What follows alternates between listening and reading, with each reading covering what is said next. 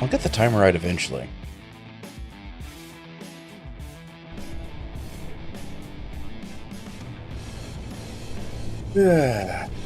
Alright. Welcome in, everybody. It's, episode 5? Episode 5. Episode 5. Carmine Skies. I know my colors. Anyway, things. We have things. As you can see, I did finish building this out a little bit, and nice. I got the one dock built. All the supports have actually been built. I haven't finished the supports on the second side yet. But we got both those in place, so this is the small stuff, and then I'll work on dredging some stuff out for bigger ships as things expand out that way. The crab has been rebuilt a little bit on the back end. I did a lot of testing.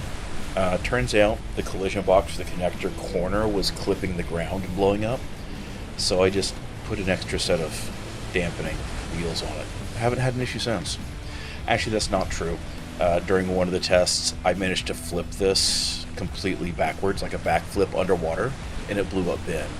But that was in a test world. So, as far as things go, we do need to get power over here. There's lights. We don't have power here yet for that. And this has been going. The drill rail has been going. It didn't have any issues. I haven't checked it in a little bit, so that, let's turn our lights back on. That may be wrong. It's a decent distance back. It made it this far back in the time that it took me to, build out the wharf. This is a lot further than I thought it was. Oh, man. It broke at some point. Okay, well, that's, what broke on it?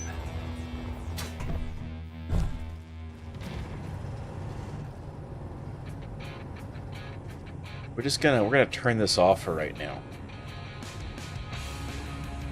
I'm kind of curious, like it's clearly been dragging itself back and forth just a little bit here, breaking some stuff. I wonder if it didn't complete this connector, and so it kept pushing and fell off the end, or maybe the welder stopped running.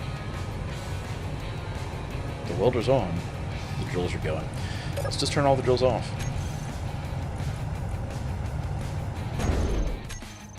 We'll just leave that the way it is for right now. It's part of the same thing.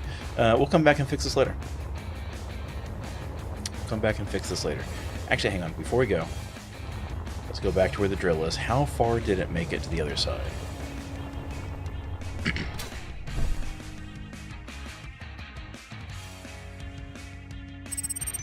We'll ignore that typo. And the hangar entrance, 1.13 kilometers. Oh man, we made it almost all the way through before it had an error. And there's entirely every possibility that it broke when I loaded the world up here. Oh yeah, no, I think... interesting, there's pieces missing. So did we run out of parts? Is that what happened?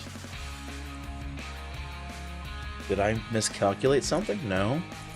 We got the parts. Why haven't we finished? Okay, well... I mean, like, the steel plates here, obviously, from stuff dragging across it and damaging it.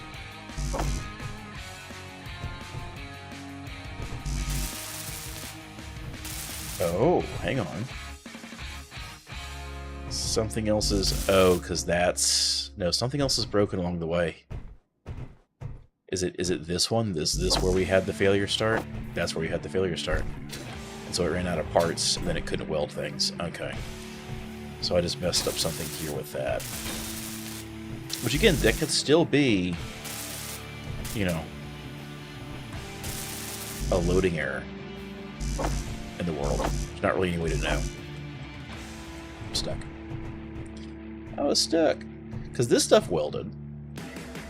But this would have welded when the back pulled forwards to that point. And then pushed off the front edge. So there's that. If the audio balance is messed up, please let me know. Because what it sounds like on my headset isn't always what it sounds like on yours. And what it sounds like for you may not be what it sounds like for everybody. Everybody's got different setups, so I did have a comment recently that the music was a tad loud on their system, so we are cranking a little bit lower today as a result. And we'll see how that actually goes. In order to fix this, it's going to be the easiest way to do this, because it clamps anyway, huh? I might just grind this down and re-weld it. We'll see. This will be something for later. I kind of want to see how far away... God, we're going so fast through this tunnel.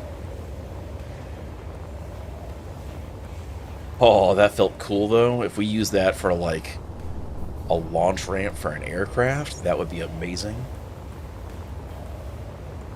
Let's see how close we got. Oh, you're kidding me. No way.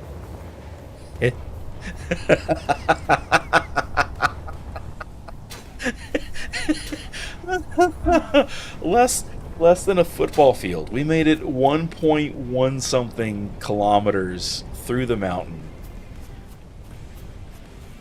Oh, so close. Yeah, that had to have been a problem when I loaded something in. That's okay. We can work around that some. Let's take a look at what our stuff is here. Okay, the sun shower thing is kind of throwing me for a loop, I'm not going to lie. Nothing's in our stuff here we need to deal with. Man, so close. So, on the docket for today, we need to build... I hate this weather. Oh, I hate this rain. I absolutely hate it. We need to deal with a floating oil rig, because the next thing that needs to be done is we need oil here. One, for asphalt, so that we can build like our roadways up there, and probably, I haven't decided if I want to use concrete or asphalt for a runway, but I feel like we might want to use the asphalt. If I can type the word road, because these are pretty decently sized, aren't they? I think so. Yeah, I mean that's a decent size piece there. That's a 3x3. I can work my controls. Yeah, it's a 3x3 section, and it's kind of flat, so we can work with it some. And it's got like markings on it, and that's kind of cool. And I don't think I used any road stuff last time I did Industrial Overhaul, so this could be kind of neat to do. But because of that, we do need asphalt, because that requires oil sand in order to make. And to get oil, we got a couple options. I can either fly down to the bottom of the lake. Actually, it's not the bottom of the lake. It's most of the way down the lake, because turns out where the oil is, there's like a little bump, which I learned when I took the industrial crab down there. I punctured the shell so that it wasn't completely airtight, so it sank to the bottom. I put an ore detector there so I could find the oil. This is the nearest point for the oil sands. So we have a couple options for getting it. I could go put something underwater there, which sounds boring. It would be effective, but it sounds boring, and then pipeline it back. Or we can build an oil rig and then pipeline it back. And it's only like 55, 60 meters deep. It's not that deep as far as that stuff goes. So I could build a rigid rig, and if we're talking like in real world terms, that's not enough depth that they would do anything involving like a non-anchored rig for anyway. So like we'd be looking at just pylons all the way down. But that seems kind of boring, and I kind of want to do a floating one. And to that end, I did some tests, and it looks like empty large hydrogen tanks are going to be the way to go for flotation. We can get way more. It's like almost 8 times the lifting buoyancy as a large cargo container. And hydrogen tanks. Hanks. So type Hanks, and the game will know I meant hydrogen tank. They don't require any metal grids. So that cuts down on aluminum. We don't need any aluminum for anything, so no interior plates, and we don't need cobalt for the grids. And that's pretty solid. And we can hold it in place through the anchor blocks, right? Kind of like we're using for the boat.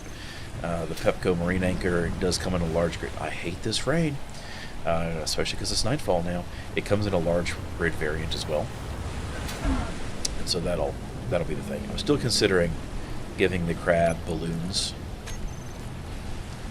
so that we can float it like a giant floating air crab. I might just make a whole bunch of little crabs, because I was having the thought of like defense drones just with guns for the hands and custom turrets, and just have a whole bunch of little deployable crabs. So I think that'd be kind of funny for like a beachside defense. We'll see where we go with that. But we need to start building things, and we're going to build over here because this is where all of our infrastructure is. And I need to set up more lights, because that one light's not going to cut it. So let's see what we got here, because I can't put anything, I don't think. Maybe I can attach. Let's see. That's the wrong container. That's the concrete container. And we need to put going in 19 different directions.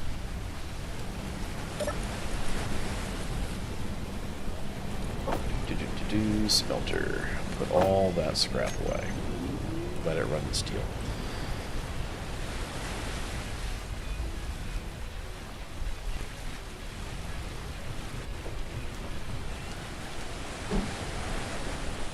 That looks like, but also we can't do it. Okay, that's fine. We'll just so I got a light there.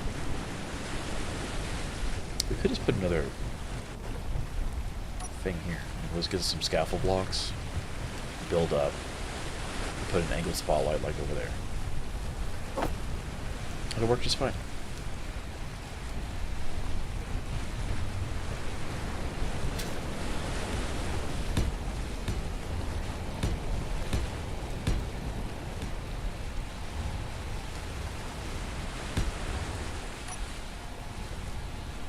And I need the spotlights for the angled ones.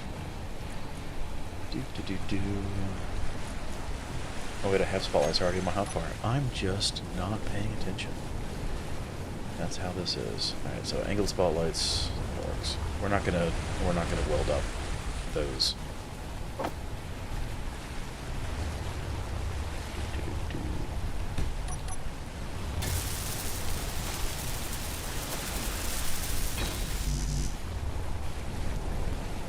That kind of works. Is that just right here? Oh, it's just right there. Okay. Let's go a little bit higher then. I also turned on the water sounds. Turns out they were off in the options, and I had forgotten to turn them on. So now we get splashes. Eventually that'll get annoying and I'll turn it off. But until then. And I forgot to grab parts from the floodlight.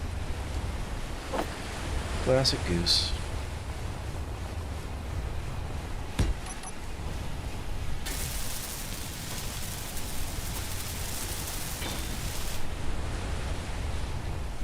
Do I have enough spare glass? I do. Okay.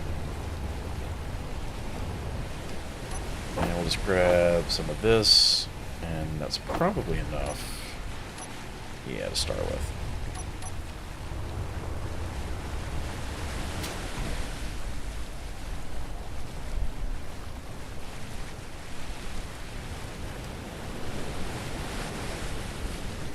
Okay.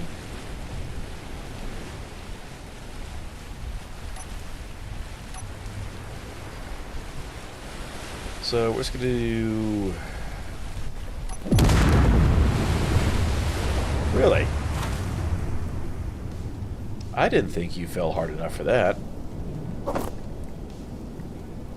At least it didn't mess up my beach water.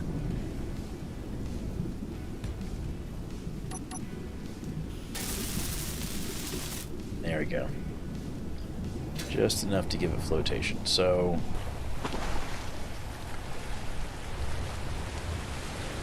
let's plan this out just a little bit. grab more steel plates. And by a little bit more, we're just going to grab a whole bunch. The auto builder stuff is not 100% up and running yet because it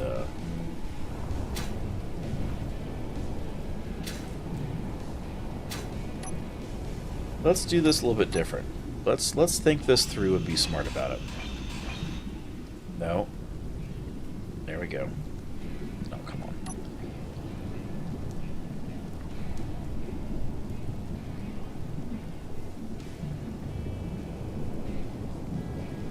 We are going to put a mag gear on the bottom of that mag plate.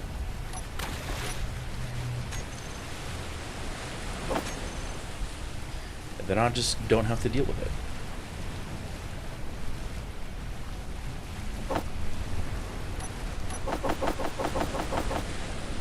Do this the easy way.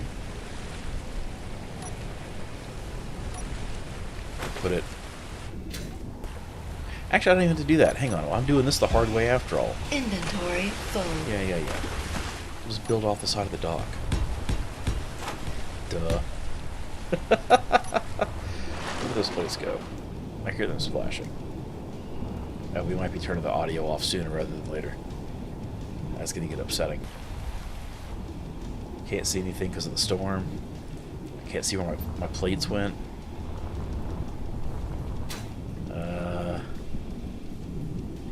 Was that them there? Did I miss them? Because they were, yep, they have the same color as the ground. Inventory full. Plates.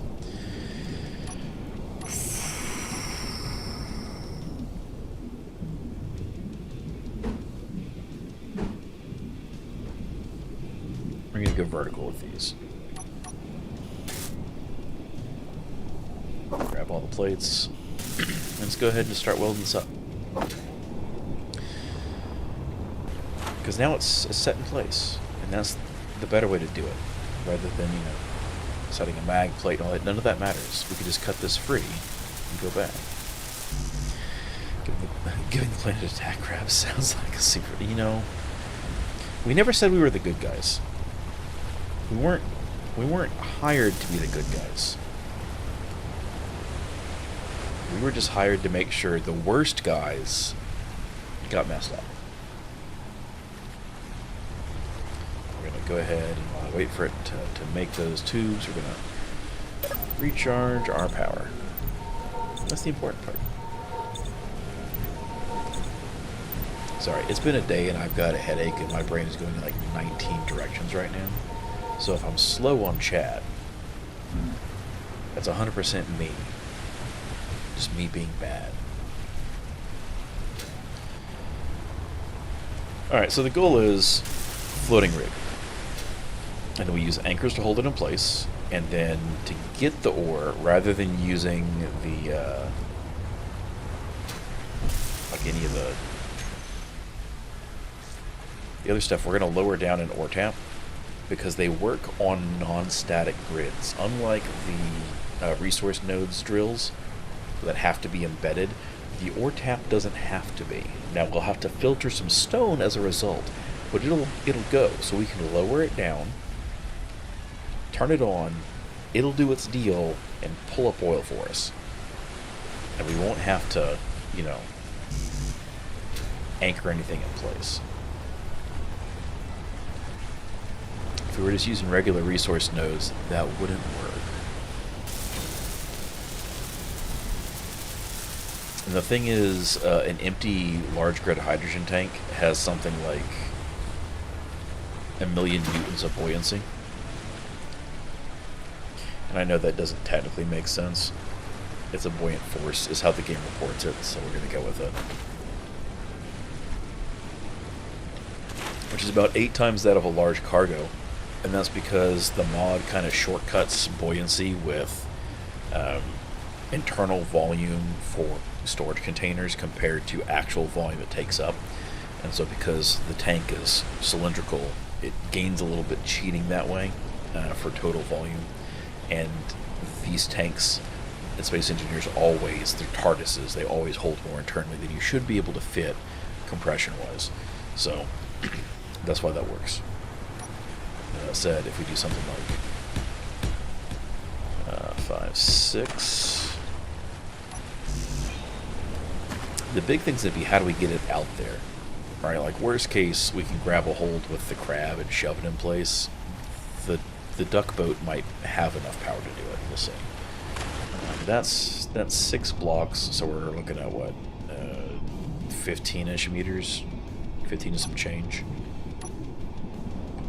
And I do need to place another block up higher so I can actually place this tank where it needs to go. And we just repeat the process, and we can get ourselves a square platform.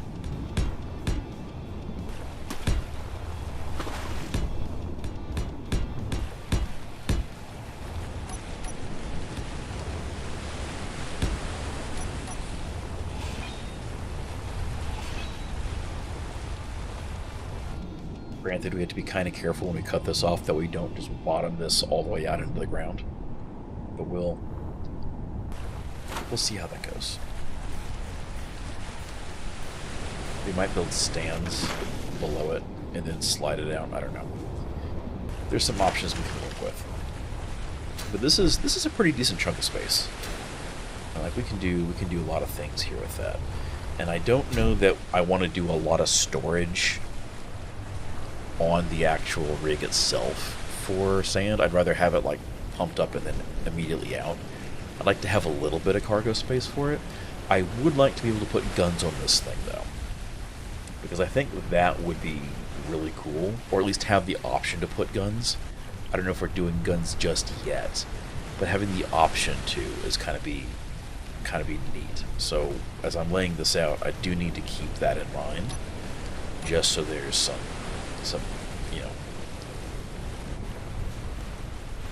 some thought moving forwards that way.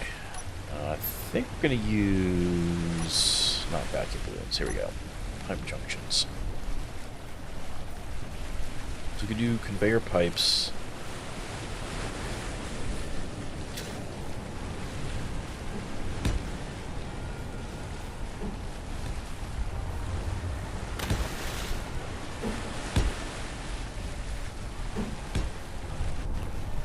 You know what I didn't do?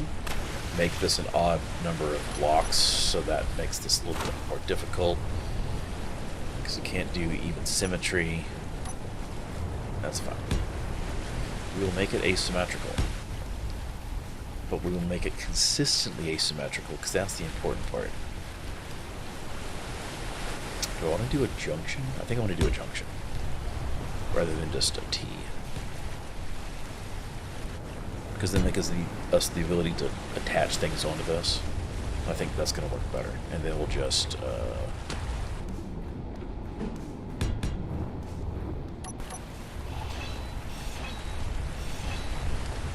I used the wrong pipe ends.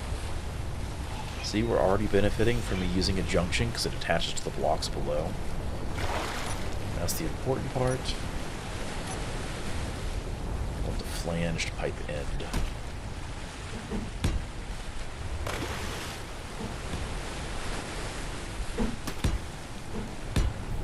Just do the same thing over here, and we're going to take this.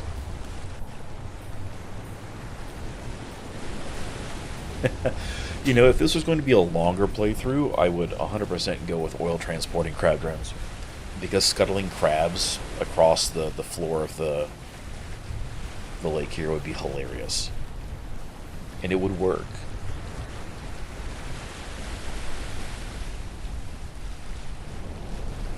See, these aren't going to hold hydrogen.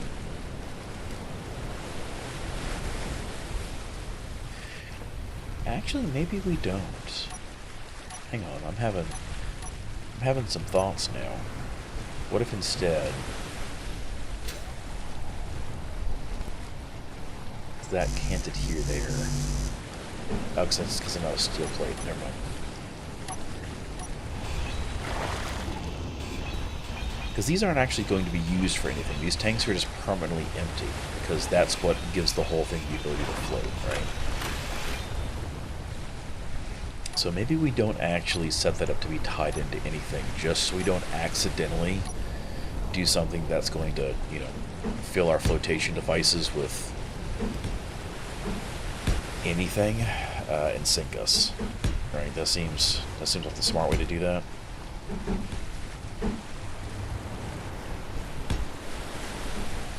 So let's just start with our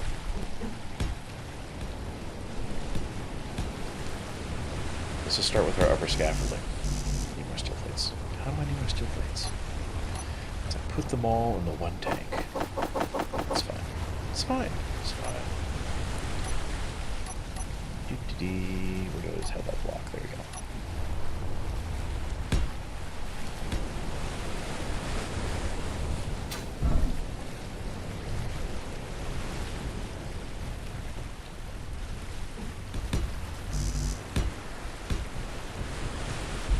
Now that said, there's nothing that says we can't have a bunch of defensive crab drones hiding in the lake, you know, waiting for their moment to scuttle forth to the surface. Oh, a little tiny, like a small grid, tiny drone with like autocannons in its claws and a single balloon above it. That could be hilarious.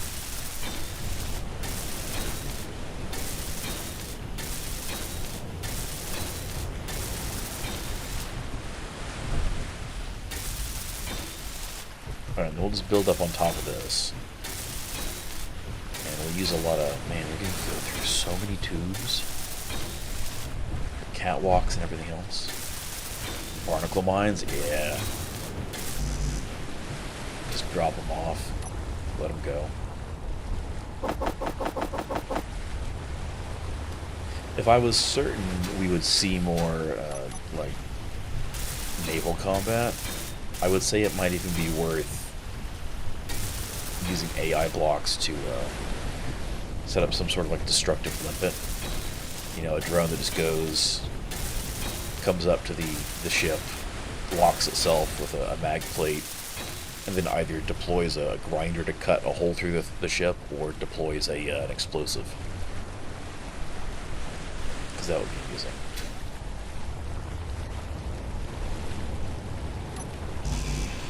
Change the shape of this because I already don't like that.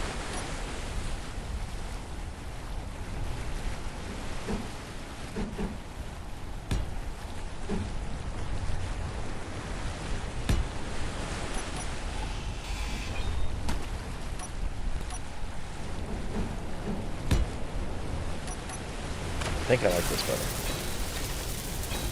Let's see. I do like that better.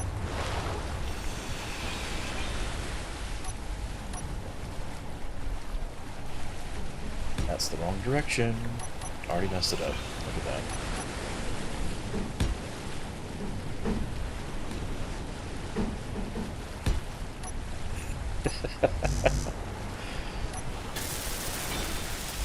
I mean, we are kind of a bad guy, you know.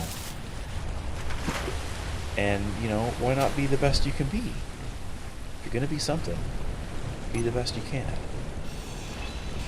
I think, by definition, that makes any good villain a super villain. Unless they're just bad at their job.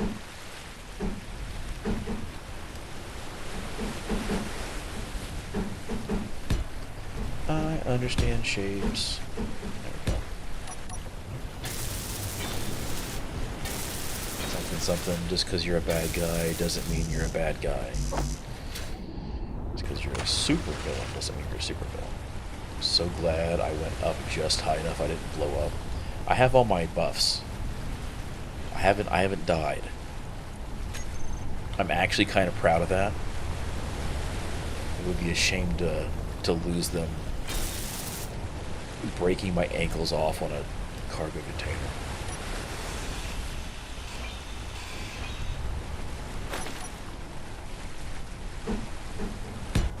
Wrong direction again. I keep doing that.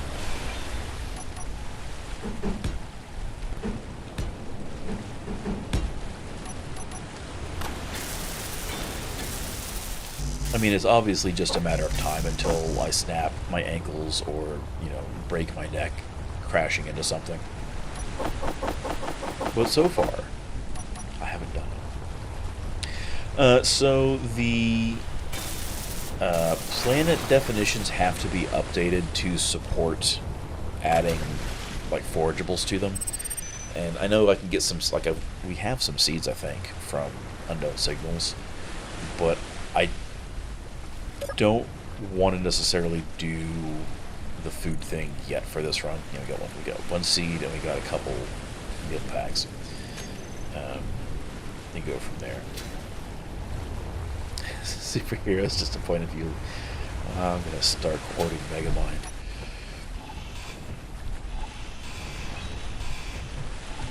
So we may do something with food eventually.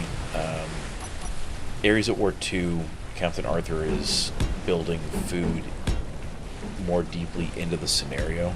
It's going to be used for contracts, and there's going to be like limitations to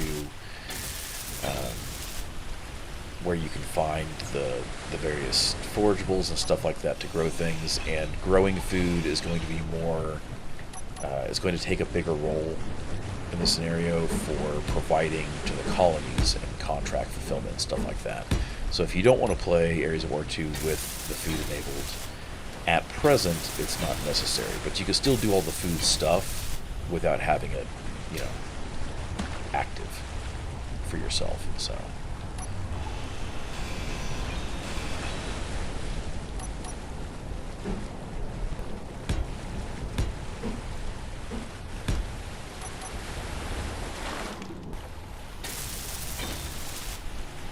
yeah, it's gonna be so the civilian goods are still going to be there, but there's going to be more options, and like setting up large scale farms and stuff like that is going to be if you want to get in good with the various colonists, it's going to be important. And there's been some thoughts about ways to build that into the scenario deeper. For like stuff for potentially just advancing my suit energy stuff. Advancing stuff with like getting access to advances for the colonies and things like that. So there's some stuff to play with still. The Cap is working on. So it's one of those things where, from a contract perspective, it's absolutely going to be something that matters. We should probably refill our hydrogen bottles while we're here so I don't run out. Not because I'm concerned about drowning, because I won't. But my concern is I will start flying somewhere with the jetpack and then run out of fuel and not have a way to stop myself, and I'll just slam into something at 90 meters a second.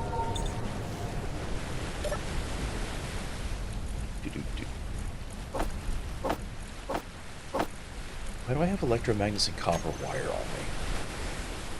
What did I have in my build planner that did that?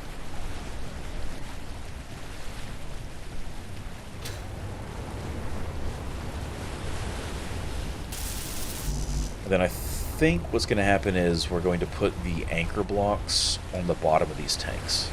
I think that's what I'm thinking, because that way the anchor is going to be at the lowest point of this assembly, outside of like the drill, obviously. And then that way, if they deploy, we should be able to help keep things kind of tethered and level at the same time. That's my hope, at least.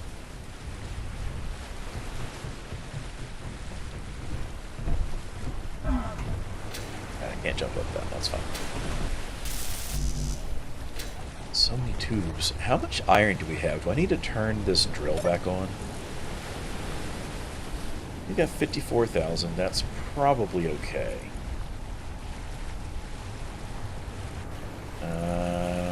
How many tubes do we have? We got them here. That's the important part. And by manually moving those into my inventory, I just messed up my build planner. That's fine. We'll just we'll dump this out. We'll grab that, and we'll come over here. Grab this, and we'll grab this, and we'll just come back. Could I do this without using my jetpack? Absolutely. Am I going to? No, it's way slower.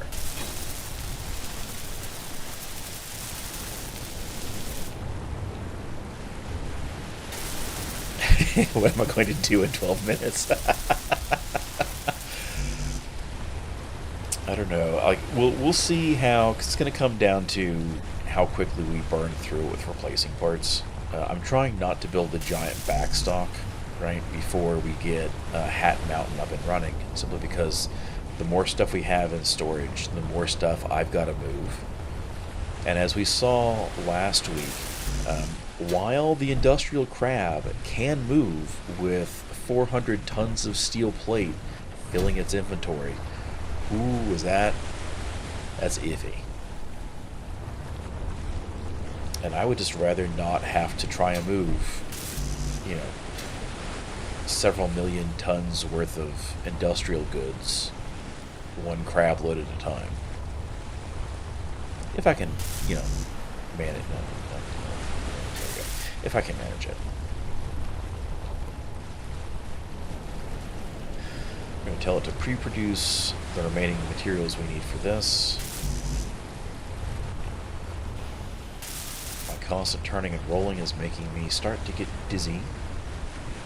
So maybe we'll start trying to play a little bit nicer. 3 tubes short.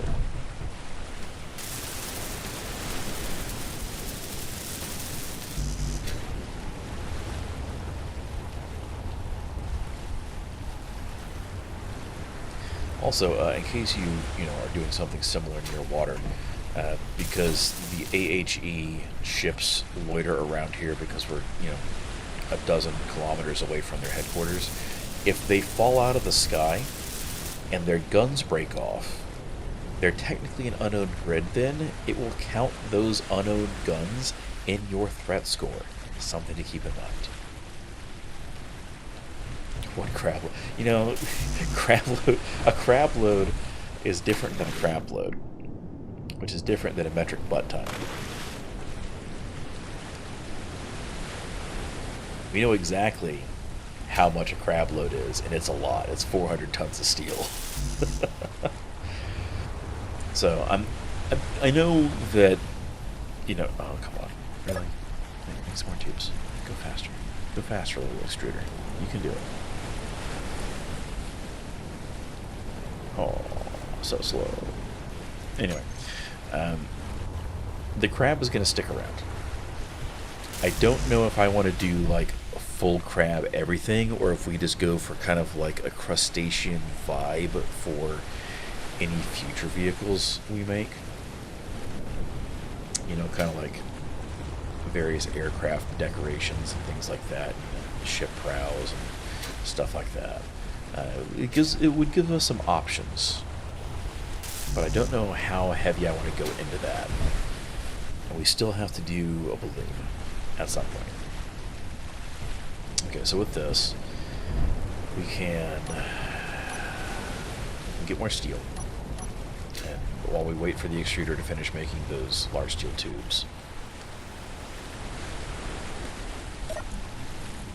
let's grab a whole bunch of these steel plates. Where are they?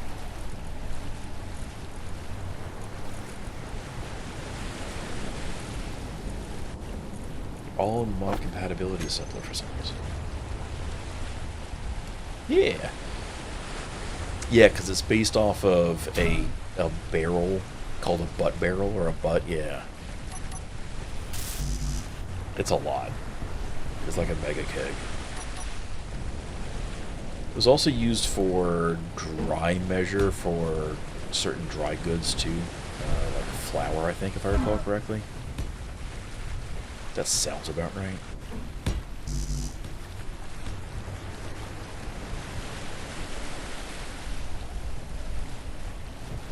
I really wish that there was like a 4-way on these beam blocks.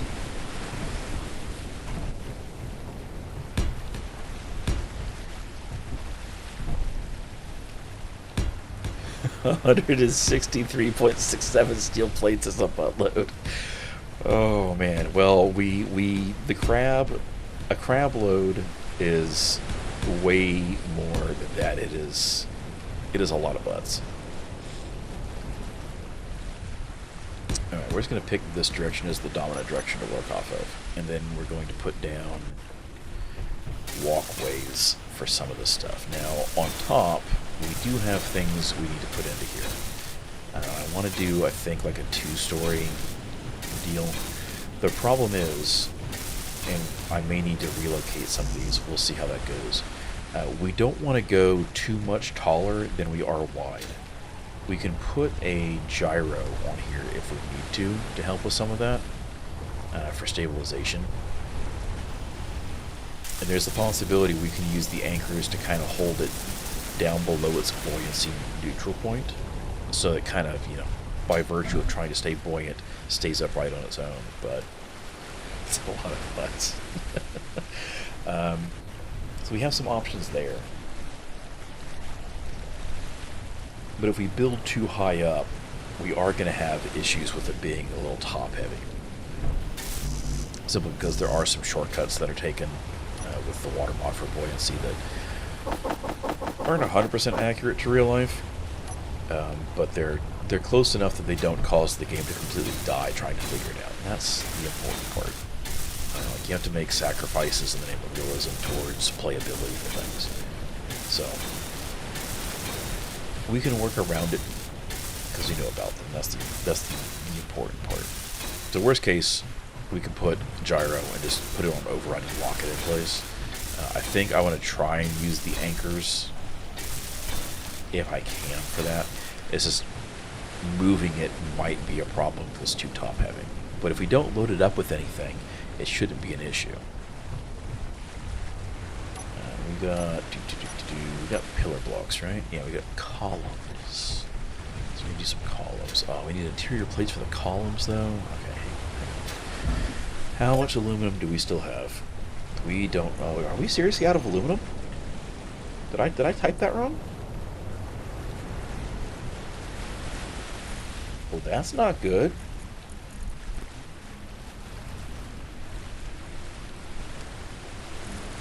We've only got 400 interior. Oh, no, we got another 200 over here on the assembler. Because for some reason, stuff is just ending up in places it shouldn't be. Let's go to the plate stamp. Yeah, we're trying to make more. We need more aluminum. Okay, so we're going to make. We're going to have to make a run for that.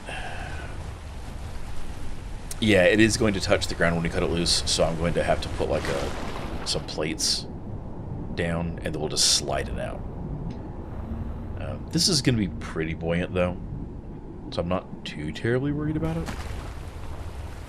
Like these tanks are, we're looking at 4 million newtons worth of buoyancy minimum, plus whatever else happens to be present. We can cut off all these steel plates though, because we don't need these anymore.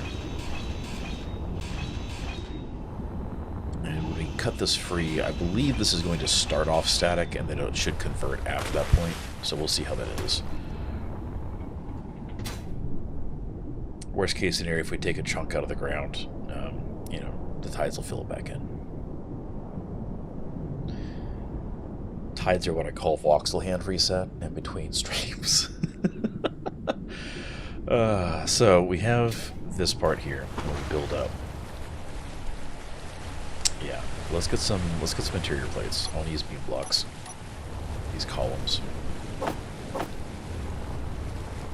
and we'll go from there. So we'll go up like 2. Right, because that's a 5-meter height difference. It also gives 2 levels to work with in between, and then we can do really anything we want on top of this.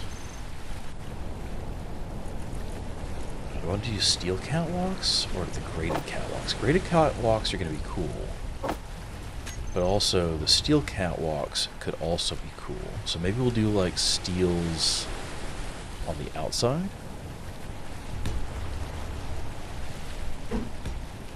Just do a ring of these, and then I'll do like the regular graded ones on the inside.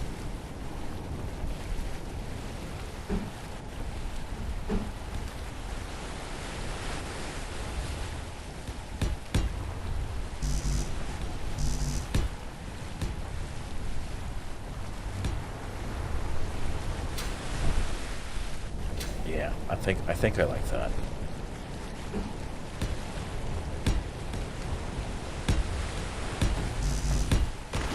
It's dropping stuff in the water. At least we can hear it now.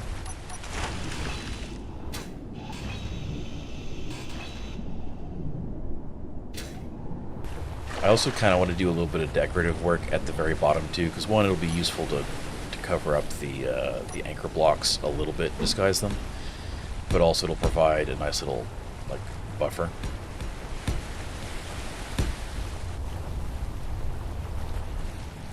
You can use wheels for that too. So you can put wheels because they're not going to take impact damage, right? And then, yeah, the problem is going to be partially that like these are 8 tons apiece.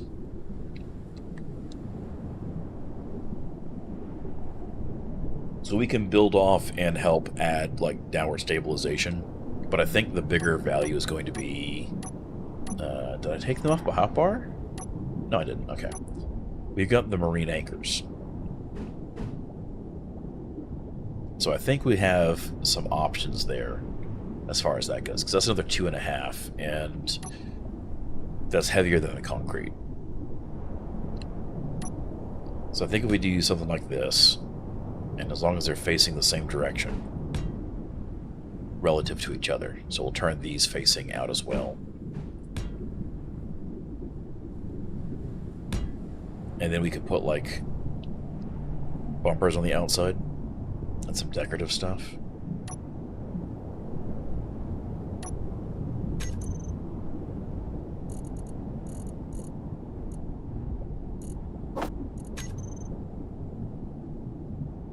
Yeah, because we could do like a 4x4 of small wheels, and those are going to absorb most of the damage, and their impact block is below, their bounding box is below that of the other stuff. I think that'll probably work well. We can go bigger if we need to. Actually, that might, the 3x3 or the 2x2s might work kind of nice. I guess it should be 3x3s for centering.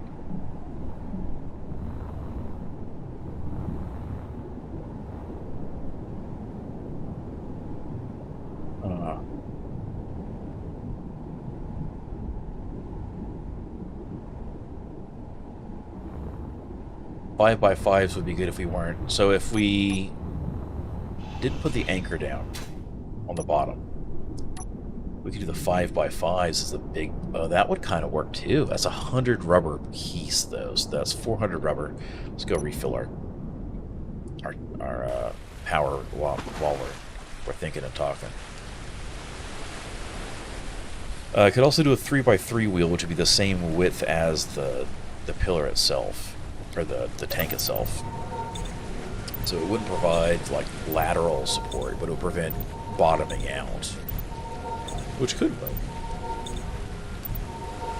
And we just had to anchor or put the anchor blocks somewhere different then.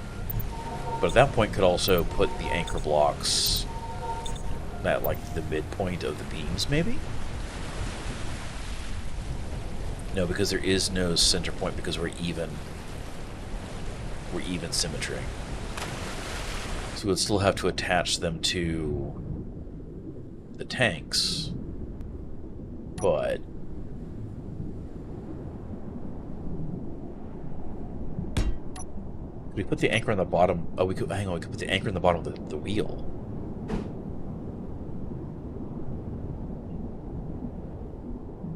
There's some options and thoughts.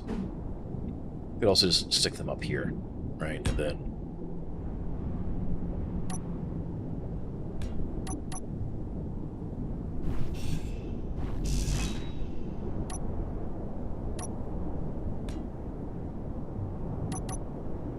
I don't hate that. So you can still use the anchors as the, as a way to tie it down below the minimum buoyancy.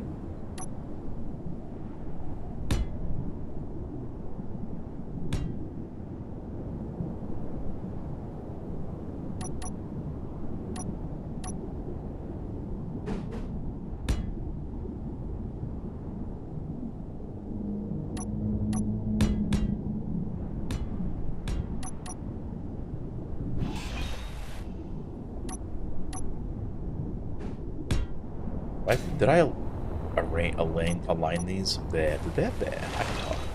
Did I align these correctly? Oop, minor hit. Only 10 points of damage. Don't think I did, so we'll do it. Go ahead and do that. Yeah, I'm concerned about that too. So what I think we're going to do is we're going to try to weld up all 4 tires, and then we'll cut it free and see if it lets us convert. If not, we'll cut off the tire, convert it, drag it out a little bit, and then go from there. I think that's probably going to be the way to do it.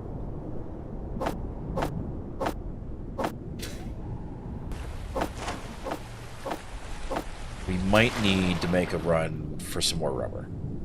I still have the synthesizer, so we can refine into it, but I don't know if we have enough rubber for that. We got 75 still there.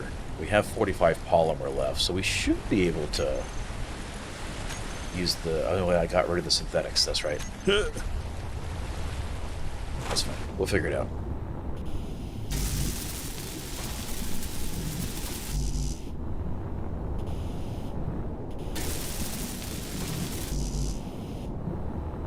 Oh, no, absolutely. My plan is to finish all 4 anchors.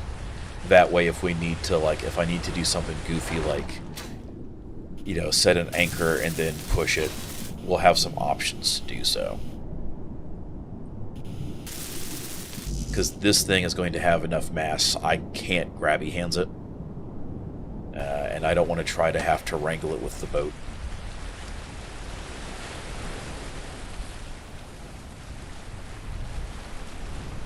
Yeah, we're not going to have enough rubber. We'll have to go get some more rubber. That's fine. We can make do with this. If the ones closest to the ground are welded up or mostly welded up, that's the important part.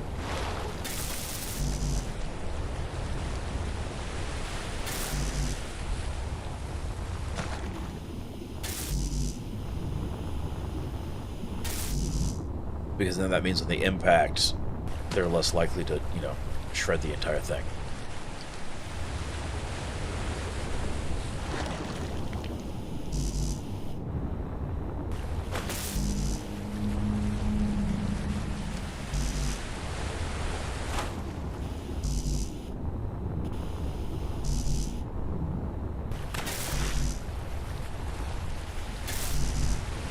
Little splash sounds as we get in and out of the water. Alright, so everything but the rubber on that one. We're still... I guess we're not pulling parts for these yet. That's fine. It's because we had a whole bunch of tubes in our inventory.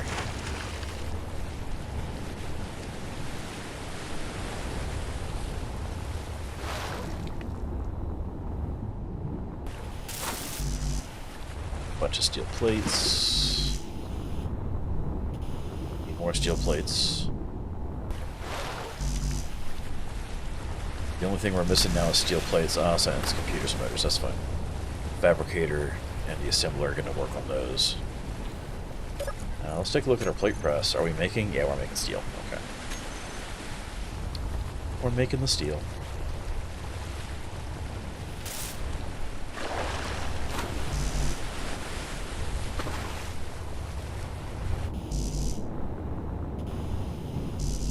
We need 125 rubber at least.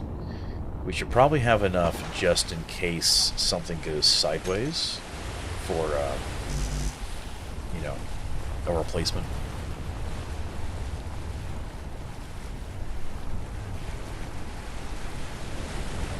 We can start with this. That's fine. More motors still.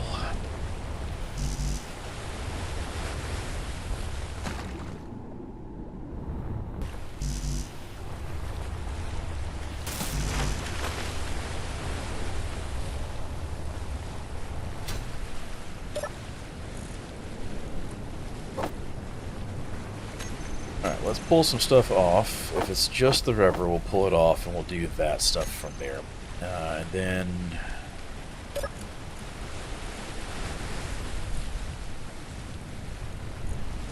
Let's steal those so we can do a little bit more building while it's working on things.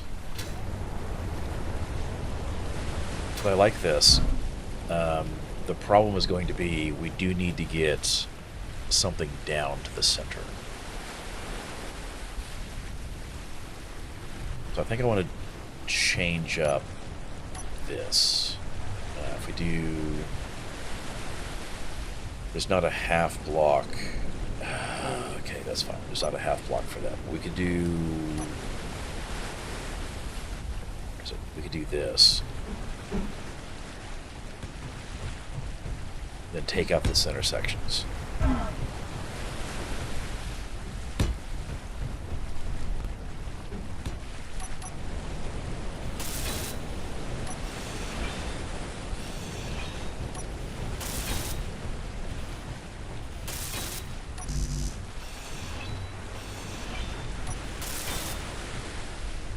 And then the industrial stuff could sit right here below the main deck, and that gives plenty of room then for greebling and other stuff. So like the pipeline, do we need anything special for the pipeline? Oh, you got the pipes now? Wow, can do decorations with that. I'm super excited. Metal grids is, and some interior plates. That's going to be the only potential problem. But, so we got that, and... Or tab. This is going to lower down. I don't want to do that. We could do stacked pistons. Do I want to do stacked pistons?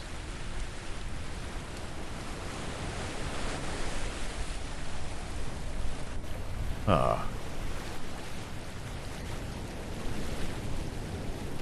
could.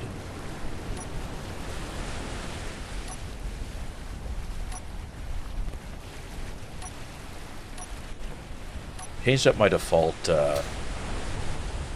hotbar loadout. That keeps throwing me for a loop. So we could use stacked pistons.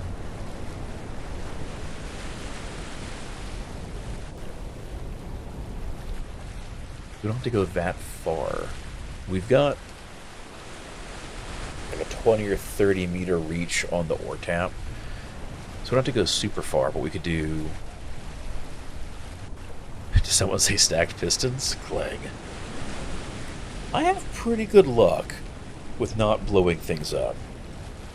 But I think that's because I also realized that putting too much force behind things causes real bad clang problems long before Splitsy did.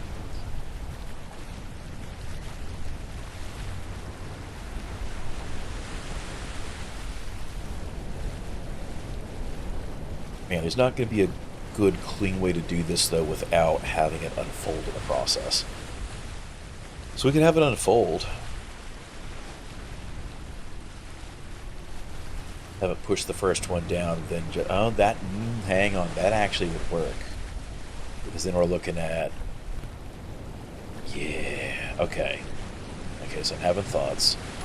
So let's place some blocks just so we can do a little bit of mock-up here on this.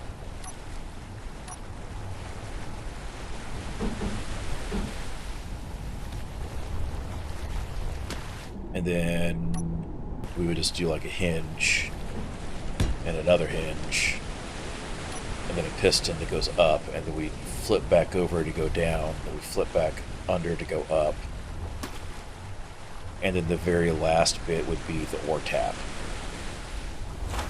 And then when it comes up to the top here, we could just feed it into whatever cargo. And yeah, no, this works. I think it works. I think it'll work. Because as long as this pushes down first, so everything else clears, we can unfold from there. So really we're looking at coming one block up above minimum for clearance.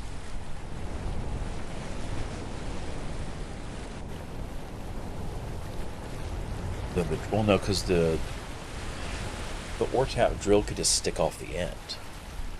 No one would need to worry about that then. Okay. And then this just becomes like... I think we just go with a conveyor junction here. And then that's our anchor point. And then we just build out our catwalks to that. Because that's all that matters then. In fact, we could even do something like do more beam block stuff.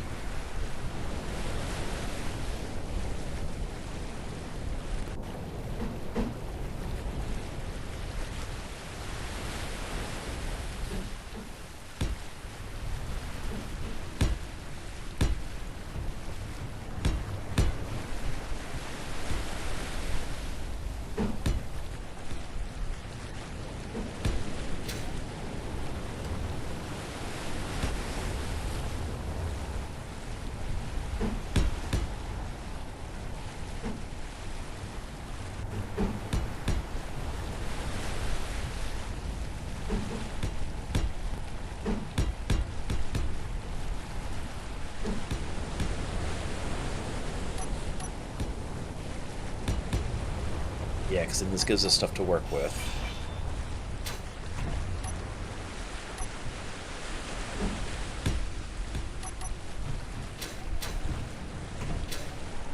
Then we could put a cargo up top of this. We could put our routing stuff. We could run the pipeline over the edge, right, facing down back towards the seabed, where we put the other pipeline that then goes back up the shore. In fact, that could even stick off the edge here.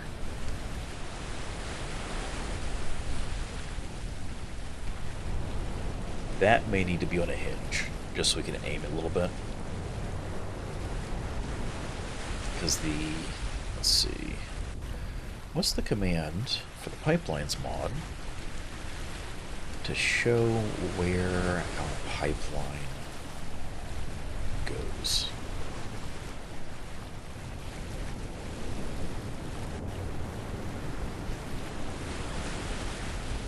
/ pipeline space toggle.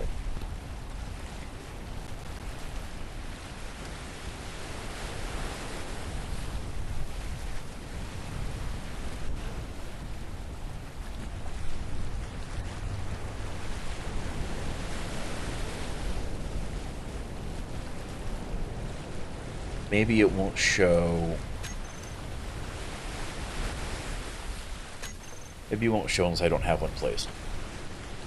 But that's an option, right? Or we could, again, stick it down here and just run, like, tubes and pipes and things. I think I'm running the mod that turns the regular, like, Keen-provided pipes into conveyor networks. So we can even use that. Because they're looking at something like doing... It's a shame that the transport containers aren't... There's not a conveyored version. Oh, but we could do a cargo terminal. Yeah, we could do a cargo terminal on top of the conveyor block. And we could have a catwalk that goes up to that. Okay, there's some options here. So let's, in fact, we might even raise this up another block instead. Yeah, let's do that. Let's raise this whole floor section up another block. It also gives us some more room to work with for anchoring this, because again, if we use the anchors to draw the entire structure down a little bit, we can draw it deeper into the water where we're going to have more buoyant lift off these tanks anyway. And so it's not a bad thing. The pipeline should work on a non-static grid. Actually, I don't know. I haven't actually tested that. I just assumed it would.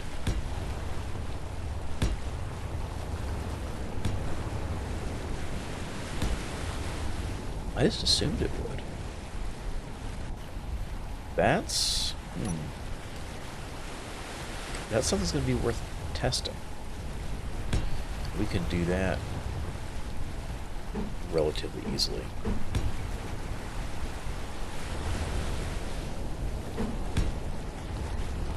Yeah, like I'm sitting here like I don't think I have before. So let's do a thing. We will put a pipeline hub here.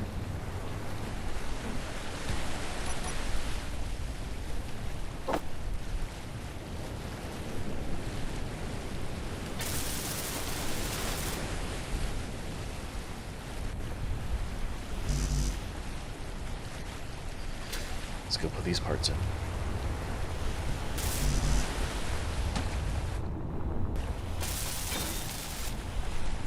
There we go. We got one functioning anchor. The problem with motors is that they're like a 3-part manufacturing process inside Industrial Overhaul. Because you not only have to make the motor, but you need to make electromagnets, and those also require wire. So, like, it takes 3 separate machines with 3 separate processes to make them. Alright, we have that now, and then we'll just do... Go back over here. Where's my mag plate? There we go. And we'll just go this way, and we'll just flip this over, and we'll do it like this. So that's the way to do it right.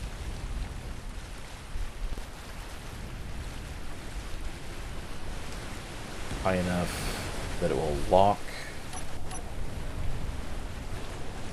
We'll just build. We could probably just build straight onto that, right? Yeah. As long as you're facing there, it's going to go that way.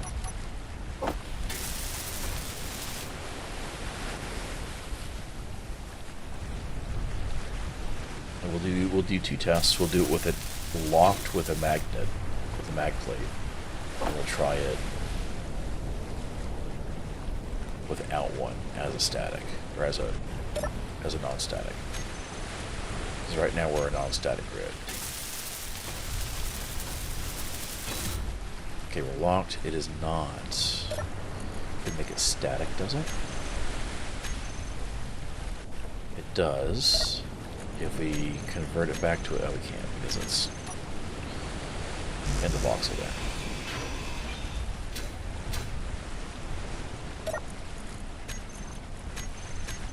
Nope. Okay. Huh. Inventory full. So that's good to know. So we will need to cheat on a technicality.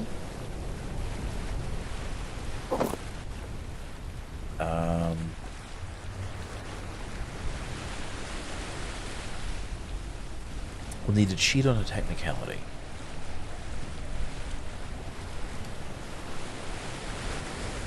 Because there's a couple ways it could be done.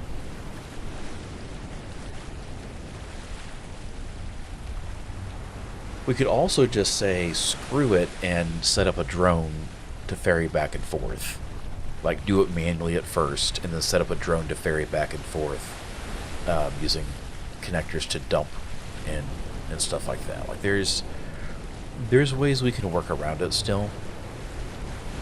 We could also just have a connector dumping the sand out, and then a collector down to the seafloor where the pipeline is moving in. Which is technically a cheat. Or we could even, subgrid the actual pipeline block itself and then make that static. But then we lose the ease of maneuverability of the anchors, which I'm not a fan of. Let's go refill our tank, or our power. Okay, so other options then. Maybe we're back to crabs, right? Crabs carrying the oil sand from the rig. Oh.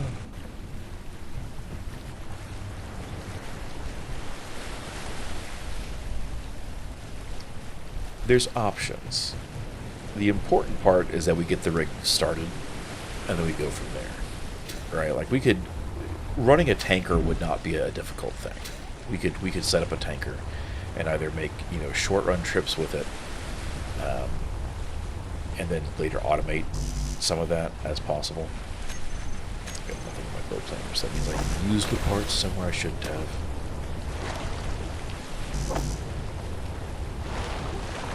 That's fine. We got all the steel pipes, just rubber we're missing there. Nope, missing steel plates.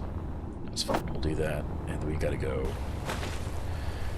make a rubber and aluminum run.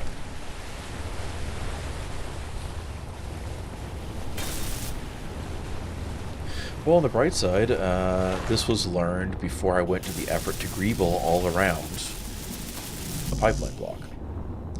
So, that could have been way worse.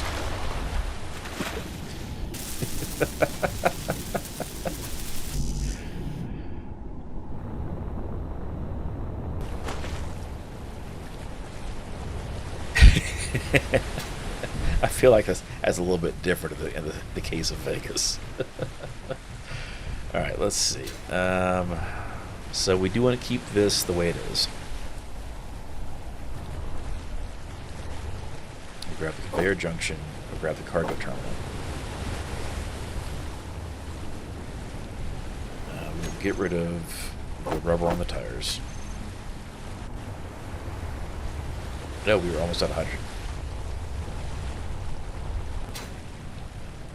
Our bottles are empty. Almost out of hydrogen.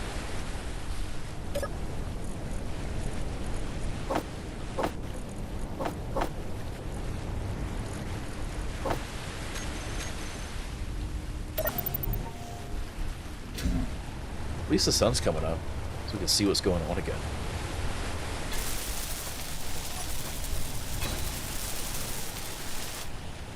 That would be the... You know what we could also do? We could use a blimp.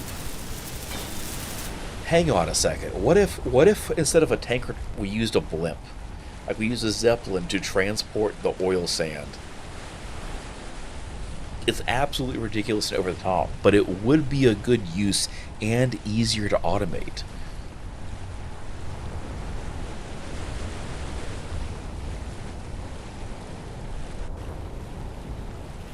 There's some food for thought in all these suggestions, and the likelihood is that something that's a mix of all of them is going to get picked up.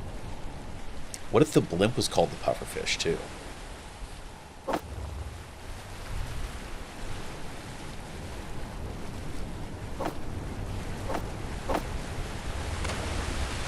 And then worst case scenario, we could use it, you know, as a you know, a one-time use bomber if we had to crash it into something.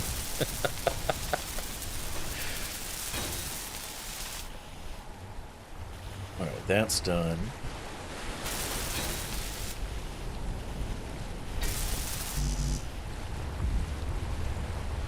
So instead of a tanker, that's the pufferfish. This is the blimp.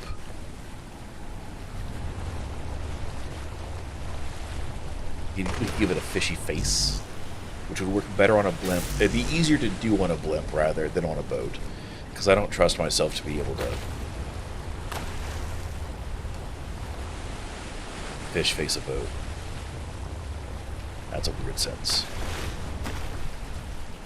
Yeah, that's a weird sentence. Alright, so we need to, as we do this, go ahead and start preempting some limits.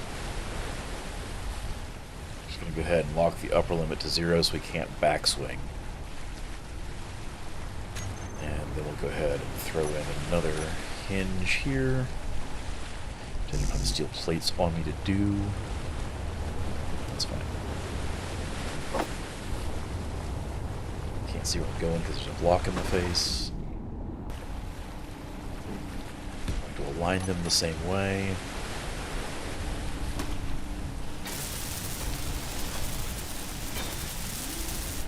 Let's do the same thing here. We'll just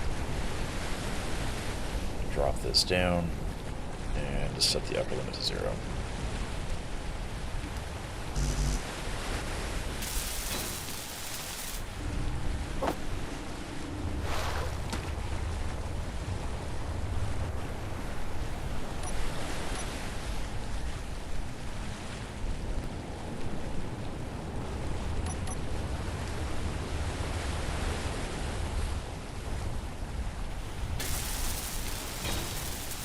Yeah, I like the idea of using a blimp because, one, it is inherently more dangerous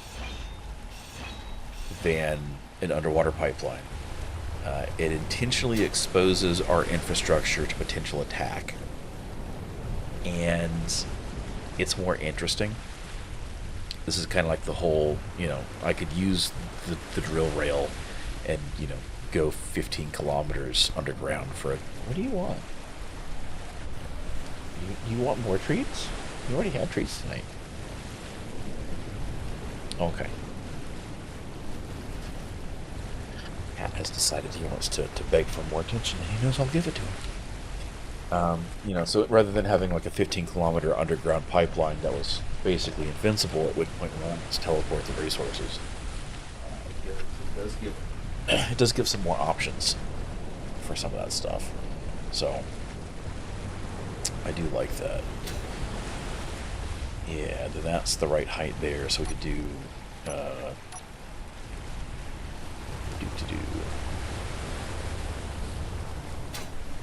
Ooh, I like that idea too. See, we're getting some ideas.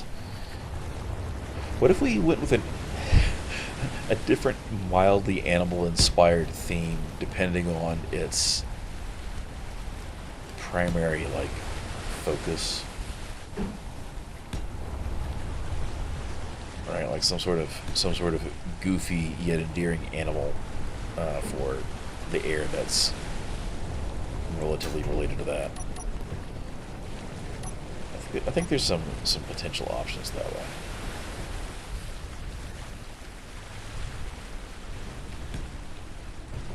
Yeah, I guess we'll just do that. Just go out to the side.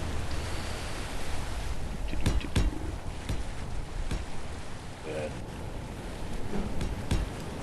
So there's that. Then we can do another strip, maybe of regular catwalk, and then the graded catwalks again.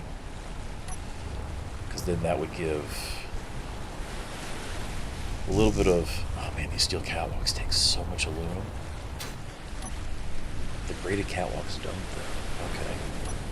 Okay. So that's something to keep in mind, is we need more aluminum for these than we would the regular graded catwalks I normally use for things.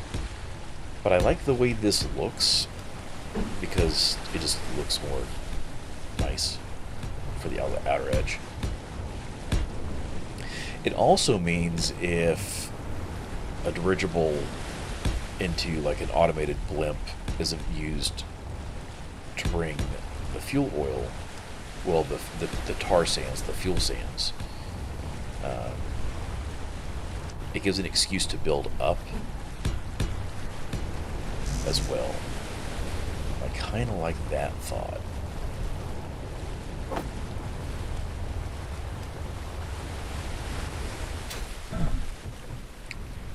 Alright, so since these do require aluminum, maybe we won't use these for the entire thing, and we will indeed just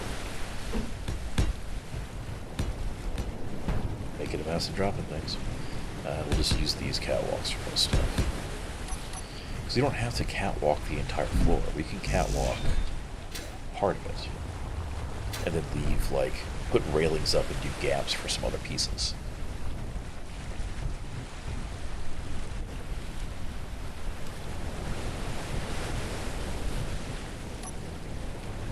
I do wish there was a medium large grid cargo container that was halfway between a small and a large. Right, it's like the larges are 3x3x3, and the smalls are 1x1s. I wish there was a large grade medium that was a 2x2x2.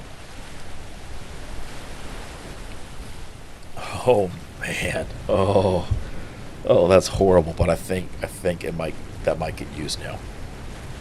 that might get used for the name.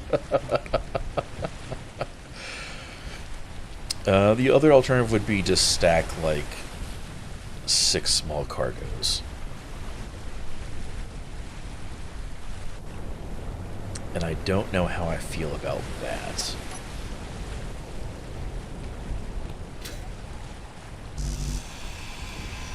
So since we're not pipelining, that means we do need to have at least a little bit of storage here.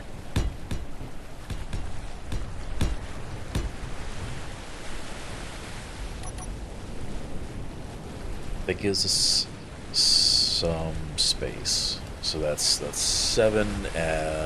We're looking at 220-ish thousand liters, including the cargo terminal, and then whatever is used up at the top for the dirigible to connect to. That's pretty decent storage, I feel like.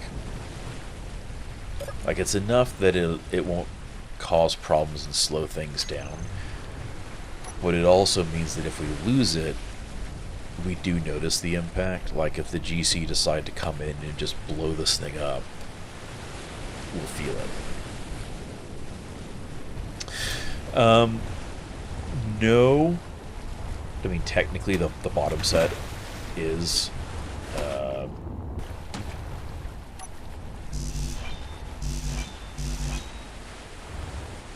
but the rest, no. And actually, this has been changed in shape slightly anyway, so maybe that still matters then. 461.25 buttloads.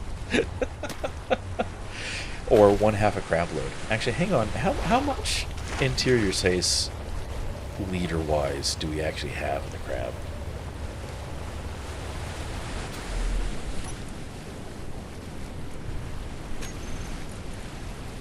So not including the collectors and the claws and stuff, just a modular cargo, we're looking at 60,000 liters is a crab load.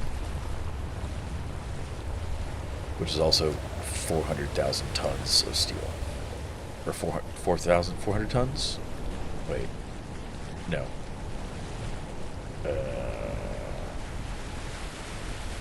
Something like that.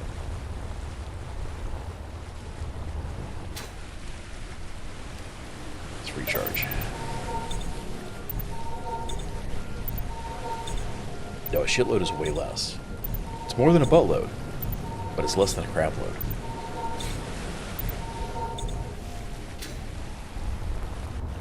Alright, so that's done. Let's place some pieces.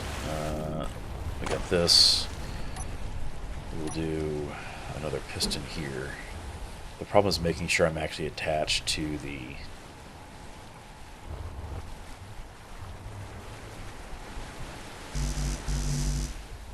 Yeah, I may have to cut some of these pieces out first.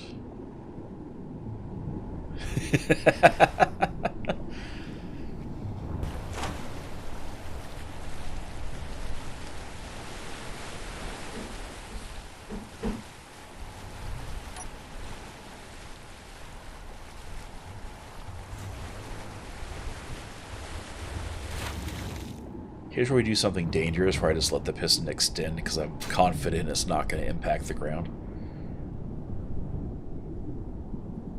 Was I right?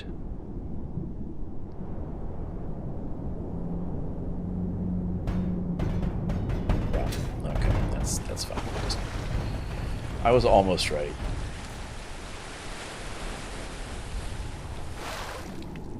So was that a whale? We just have a random whale song.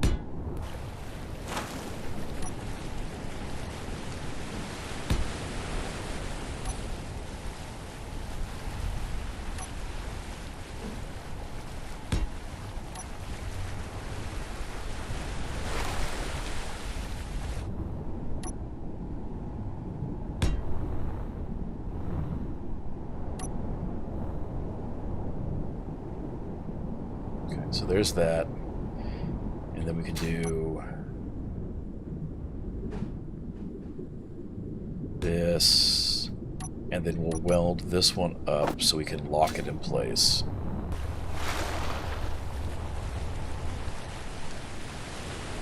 Actually, so maybe we don't do a fourth piston. Maybe we just put the drill apparatus on the end of this. Or maybe we abandon the cargo up top. And we just put the cargo another layer up above that. Or we could pipe off this into cargo suspended here, which would keep the load lower.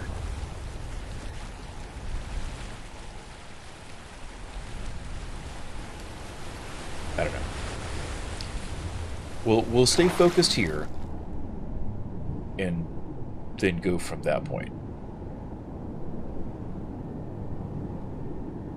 Upper limit is 0. We do need to set the same thing on these as well. Let's see, that's already been done. That's been done.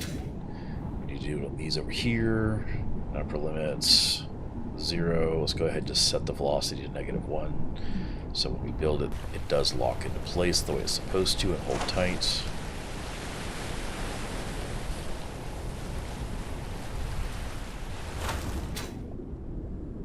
But now that that's built, we'll do one more here. And build this one.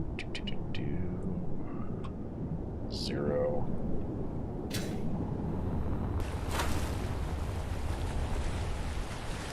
Alright, so when this unfolds,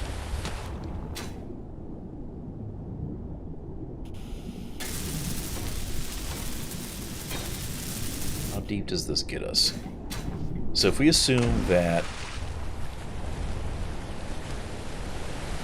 this is the bottom of the rig, like this last block position, so we're technically starting off -2.5 meters, and these extend 10 meters total, so that's 10 plus another 5 for both hinges, plus another 5. No, it's 10 extension total, isn't it? 1, 2, 3, 4, 5, 6. No, it does extend. It does extend 10.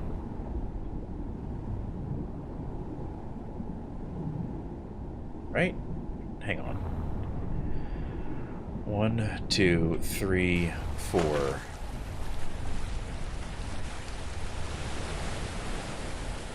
Five blocks total. Where is 4 blocks? Am I losing my mind? Am I forgetting how pistons work in Space Engineers?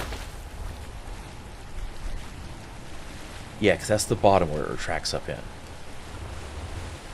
That's the bottom point. Okay, so yeah, so it's 1, 2, 3, 4. Okay, no. So it's 6 blocks total, 4 gained on extension. So we're gaining 15 meters for each piston. So we're looking at 2 pistons, that's 30 meters, plus another 5, 10, 15 in hinges. That's absolutely whale song. That's 45 meters down. We might have to be careful and not fully extend this, because if we just put the ore tap right here, there's the possibility that we still bottom out. Because I did measure the depth. We can go give it another double check just to be on the safe side. But I'm pretty sure we're only like 50-ish meters at the oil point. Oh, no, this is absolutely going to be a thing where there's like event controllers or something to automate it.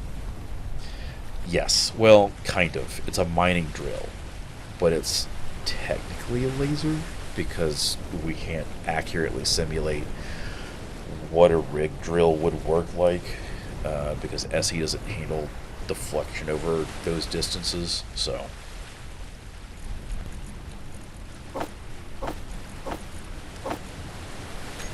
Let's go do a depth check.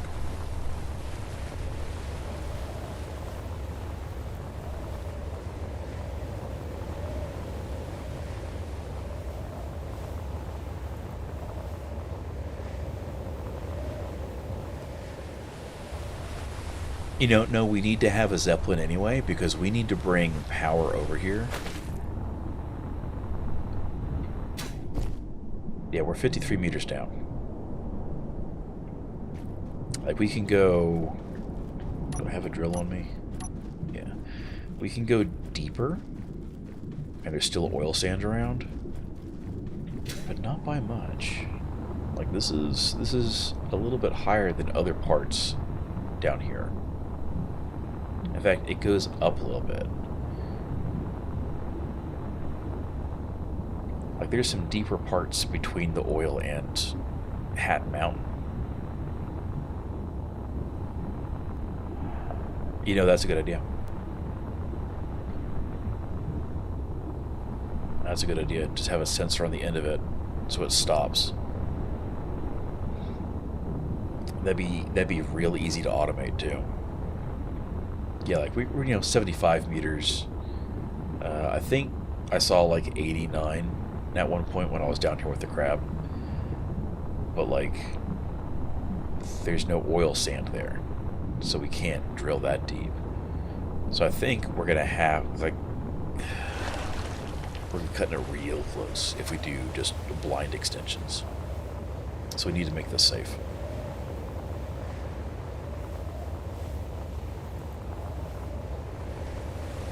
Oh!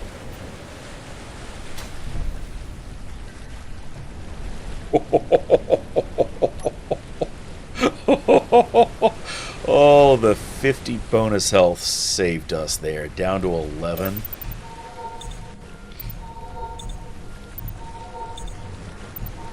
Oh, that almost lost us the buffs.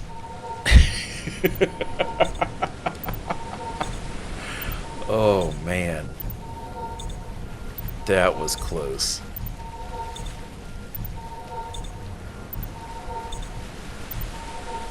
And I pinballed a little too. Like, that was so close to being the end of it.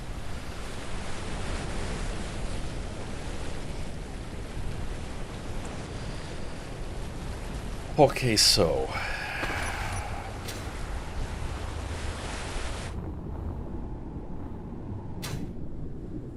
we got 30 in pistons plus another 10. So that's 40 in pistons plus 15 in hinges. So that's 55 without anything else. But we do have room to go further, and depending on how low we sit the water, right, like that could change things too. So I think we're going to put a conveyor here on the hinge, and then we'll put the tap on top of that, because that'll give us the ability to, well, I guess the tap technically has side connectors, so we don't need that, because we can still anchor stuff to the tap. I don't have the steel plate on me for this. Maybe I can't withdraw steel plates. Plate press. Oh, that's because it's not steel plates. Plate stamp is not doing its job. Okay, that's fine. We'll just tell it to manually build. It's because it sees all the plates still over there, and it's not building as a result. I'm going to go. I think what I'm going to do is in between streams, I'm going to tear down that drill and restart it. Right, because it's designed to be very easy to go. So I'm not too concerned about it. I am kind of surprised we made it as far as we did without having problems. Let's just unhinge this a little bit, and we'll place it. Yeah, because the issue is we were colliding with the piston. Alright, I don't know when Whale Song was added to the audio for a water mod, but oh, no, that's not good. Nope. Nope. Nope. Let's unclang that right now. Okay, so we need a different way to store that.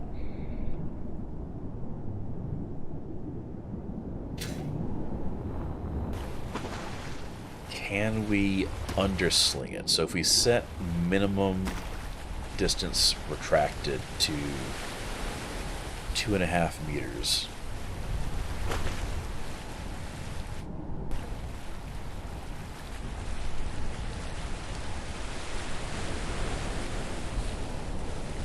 Because the collision box on this is wider than a block. That's what it is. Oh man. Okay. That's fine. We can work with this, though. And then we're just gonna slow this down, turn this back on, take a save in motion when it's most dangerous. Let's see if we can retract. We're gonna lock this at 0. So that if anything bad goes, I could just right-click, cancel it, it'll set it to 0 then. There's no scrolling goofery that way. We might have to move this support out a little bit more just to give a little bit of breathing room.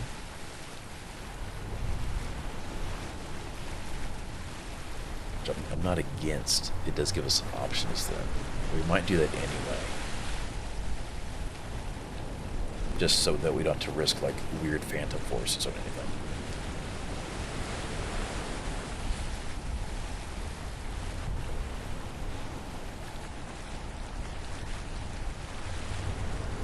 Thankfully, most of this grid is static, so we didn't just fly off to the moon.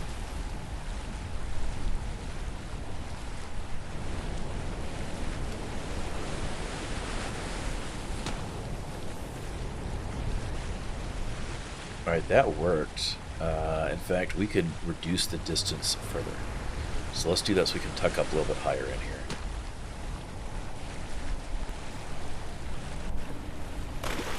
So we got a half block there. So technically where we were stopped would have been a full block height. But we've got a little bit of space we could work. In fact, hang on, if we did like a 1.8, right?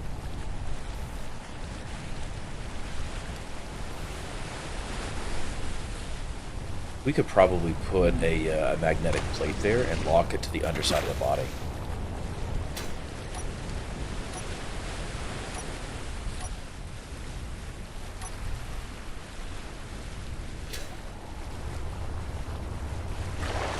I mean, that's a lot of jiggle.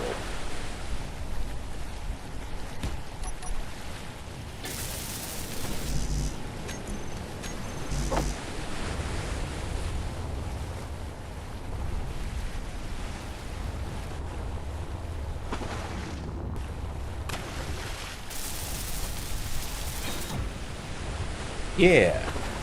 Oh, that works great. Alright, let's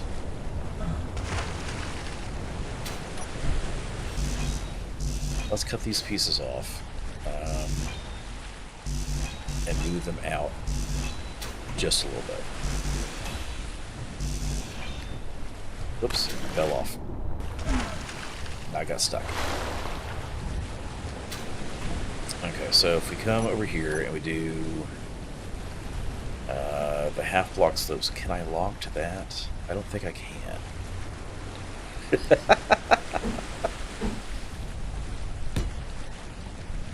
I don't think that can be. Yeah, that's not locking. What if we raise it up a little bit more?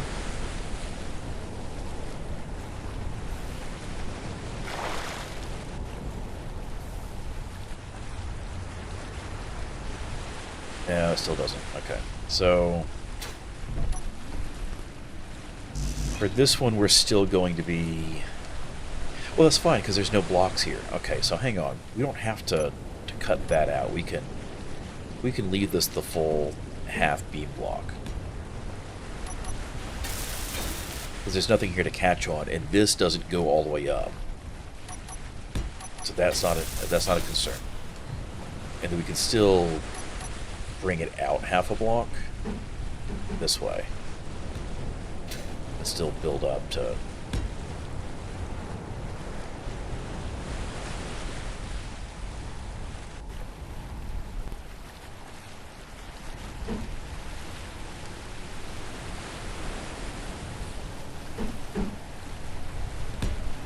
Yeah, we could do that. Okay. That still fits the shape thing without being super goofy. Well, it's supposed to be backwards. Because I want to be able to give, by cutting away the rest of these, I want to be able to give extra... I want to be able to give extra clearance so that we don't have to worry about like any goofy clang jiggle contacting as these move up and down. Yeah. So that will be that way, but all the rest of these are going to be like this.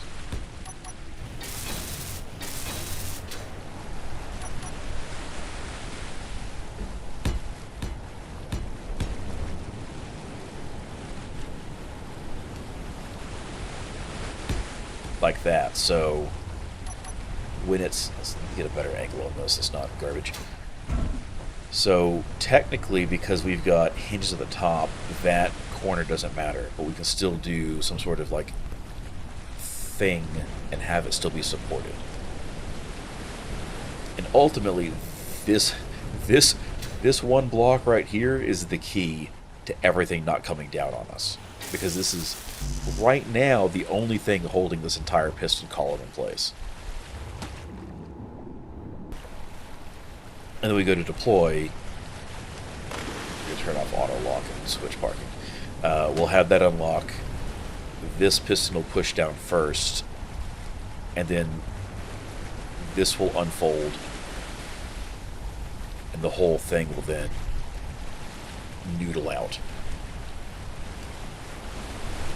And then once all the hinges are noodled out, we can have the pistons start going, and then use that voxel sensor to tell them to stop.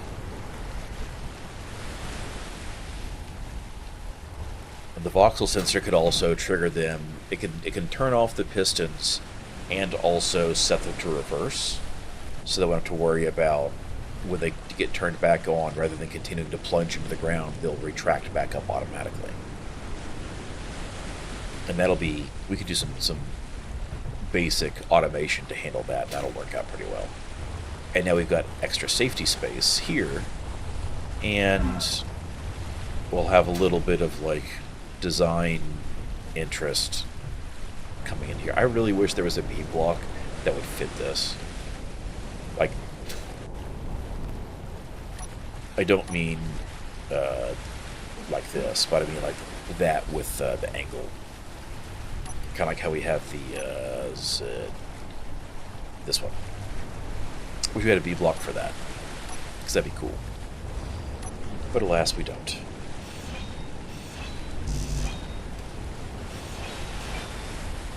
Go from the top down so I don't cut my head off accidentally.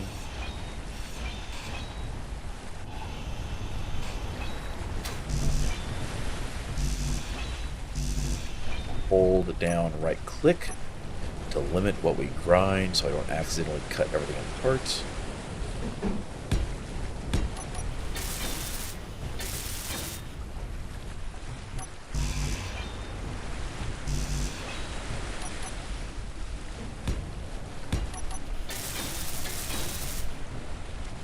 Yeah.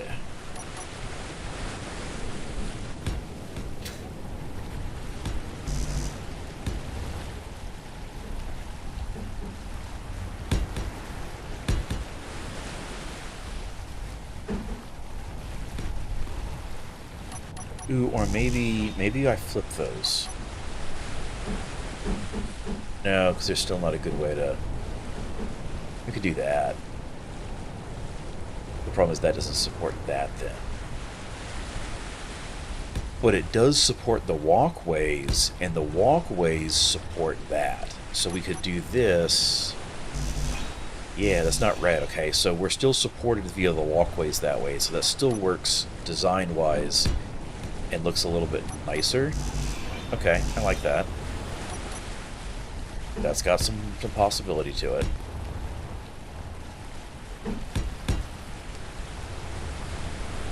Yeah, okay. Just need to get a bunch of steel plates. I'm honestly a little terrified at what the mass for this thing is right now. I'm intentionally not looking.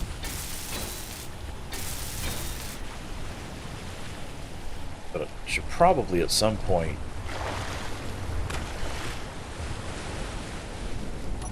We don't need this now either, because we could use... do this. Yeah, because then we're still looking at solids all the way out, so there's that. I like that idea better. It's not a circle, but it's almost a circle.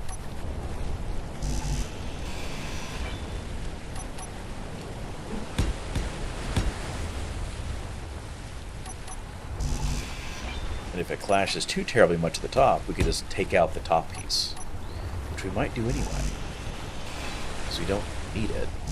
The other two look like they're binding together the whole thing. Oh, I like that. Okay.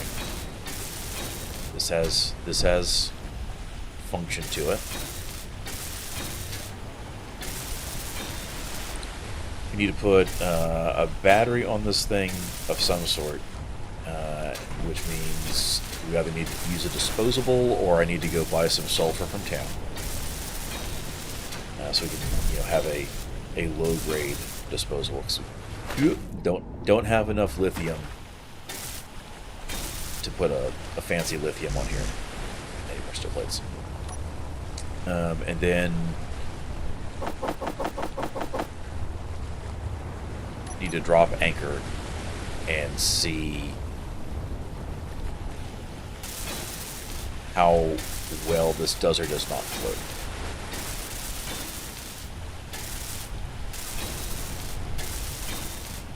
That way, if I need to start cutting pieces apart and do minor redesigns, I do so before I've gone way super deep into this and it becomes a gigantic pain in the butt to do. That's the goal. I'm fine with fiddling. I'm not fine with a pain in the butt. And then we can do like a flame block or a smokestack block up here. We could do like industrial pipes. We could, run up storage of some sort, pipes up, and then the Zeppelin docks to that, or have like a little mini platform for like a Zeppelin dock. There's options available to us. But we have that. We're not going to weld up any of the rest of that stuff. We have all 4 anchors are welded. We don't have all the tires, but this one's got some rubber, and that's good enough for me. Let's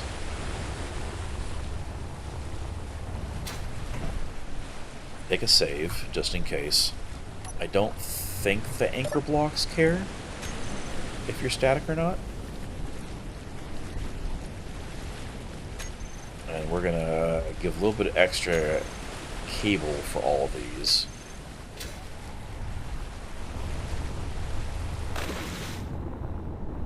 Yeah, that should be fine. And now we're gonna cut this free.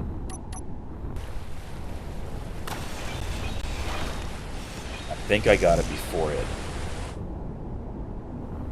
converted.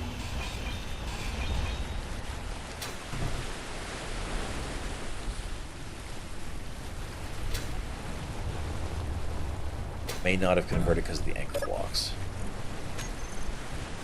This is not the initial dock anymore. This is the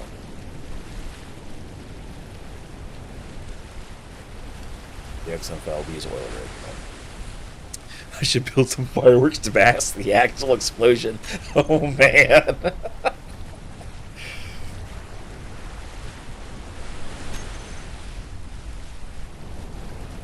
Okay. We didn't explode. We are on the ground. But we expected that. So let's pull up these.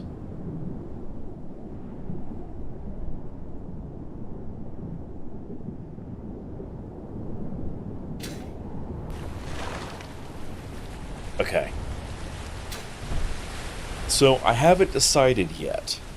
We could do wind, right? Because it would be just goofy enough. I don't want to build the refinery structure on this to actually leverage gasoline power on it.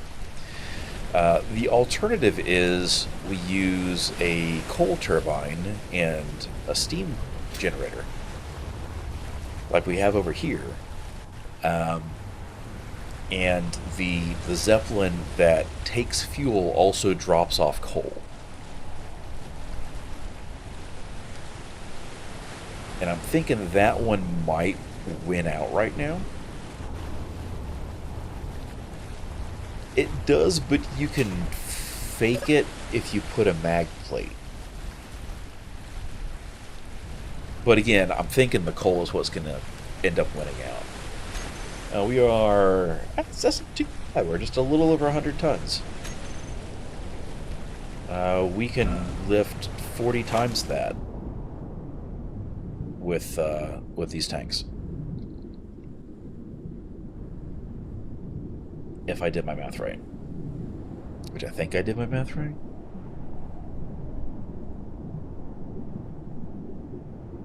Kind of run into this and push it? No, that's fine. I mean, we're not at high tide. We're just before it. But we could do that. So let's... We are wanting to drift. What if we just raise the cable length on these anchors and see if the wave action and the tide shift... I'm about to run out of hydrogen and power. Lets it slide off. So if we can slide into slightly deeper water, that'd be key. Worst case scenario, could come over with the boat and push it.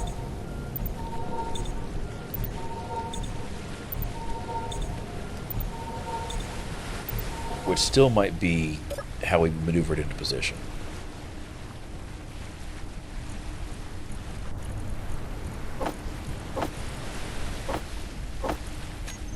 Need to put more ice in that soon. Down to 400 kilos left. Alright, but I'm liking this. This is working. Like, it's clearly floating. We just need to get it out into a little bit deeper water. I could also use a piston to push it.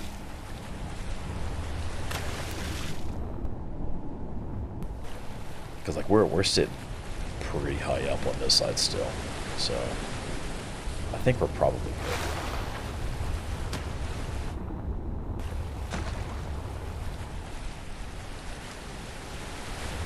And we don't hear any clanging binding sounds, so that means all of these are properly non-static. So let's start finding pieces and welding them up. I'm actually pretty happy this is working.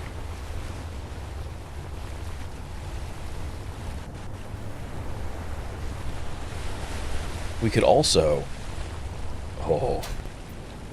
we could set up a series of floating buoys with power poles on them and power this from the shore using floating buoys, because these work on when they're non-static just fine. That would be hilarious. Terrible and hilarious.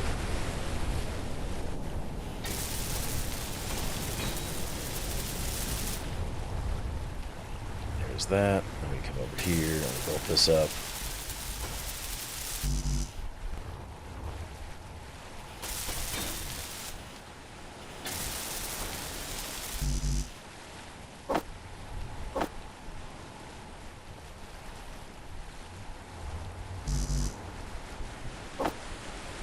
Yeah, I'm stuck.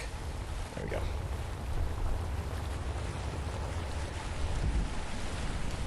Point is, there's options.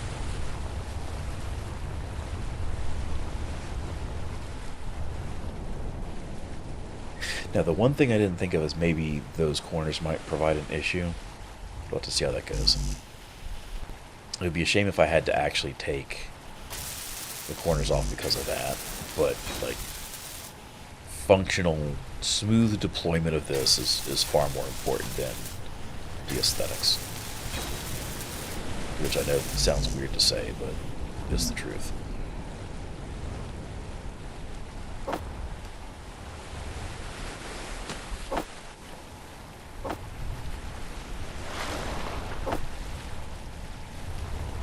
I could drag it with the crab, I'm pretty sure. I would have to either latch on close to shore and then push it out, or reseal the hole I put in the hull of the shell so that it floats again. Because it's very buoyant when it's empty. But it is an option.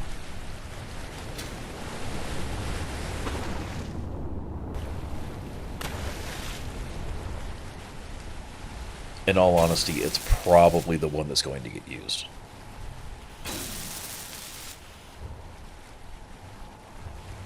Alright. We're going to toggle this off. We're going to... I need to set brake strength on all these before I turn them off. Otherwise, the whole thing's going to just collapse into the interior. And I don't want that. That defeats the purpose of everything it was just doing.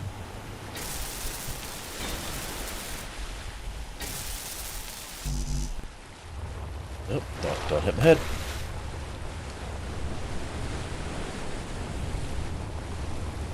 Already had one near death. Don't need another.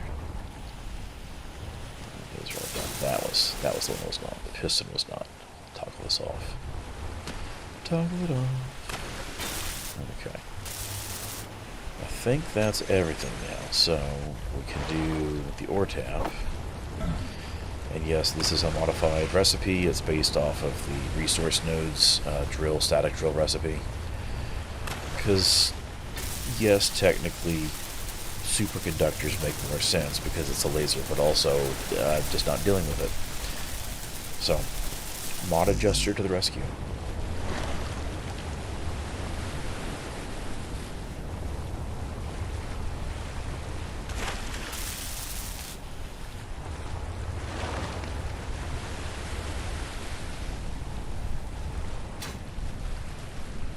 Sit here and take a look at what's going on. How are we doing? So, hey, we're only down 9,000 iron. Okay. So that's functional. And we have some titanium still. Pull this out finally and go throw it into the side.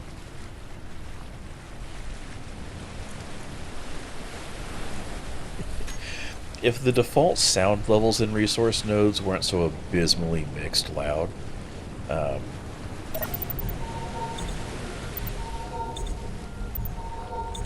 I wouldn't really have any complaints about it. Like, if you start getting more than about 8 in a world, they start having a performance impact, which ORTAP doesn't. But also, like, there's 5 or 6 variants of resource nodes out there now. There's like a new one that's being maintained. Like, there's options out there for whatever you wanna work with. And I think Splitsy's quiet grinding mod also reduces the sound levels on the default, the original resource nodes audio. So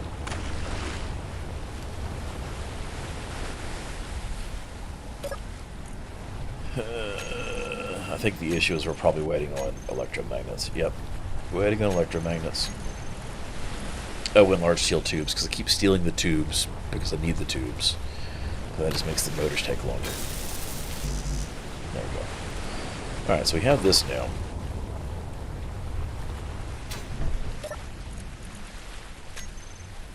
That's not bad.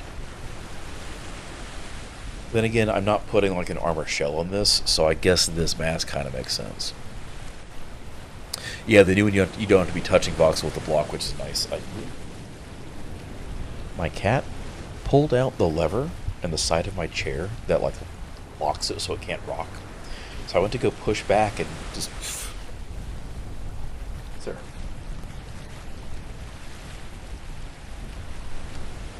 He's trying to act all innocent in his cat bed.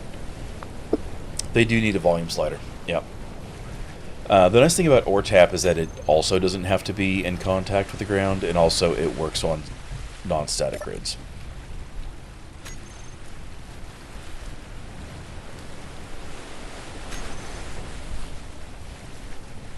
Hang on, why can I see that block from here? I shouldn't be able to see any of this stuff. We're not connected anymore.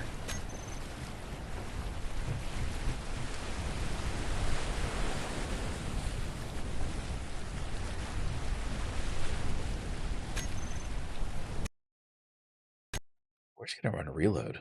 Because something's goofy. Something didn't... When I ground it free, something didn't break that free the way it's supposed to. So we're just gonna run a reload and let it recalculate everything.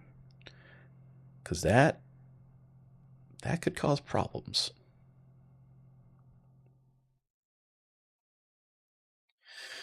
So,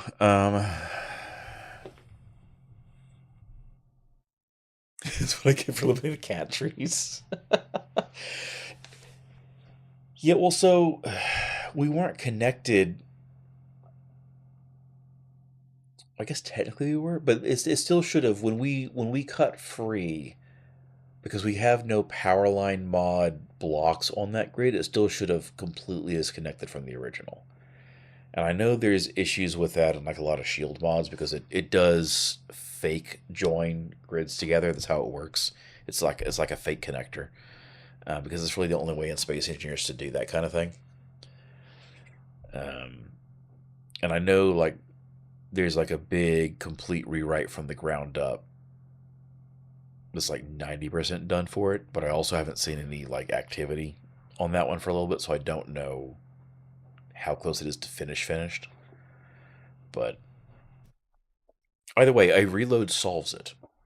It is a completely separate grid. When SE loads up, there's no goofy memory caching going on, so we should be fine.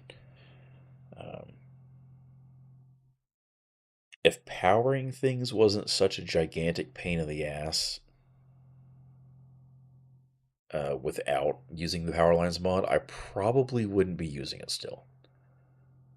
Because like we never did get like the liquid transfer, and I know somebody's working on a replacement for it as well, like a completely separate, unrelated thing.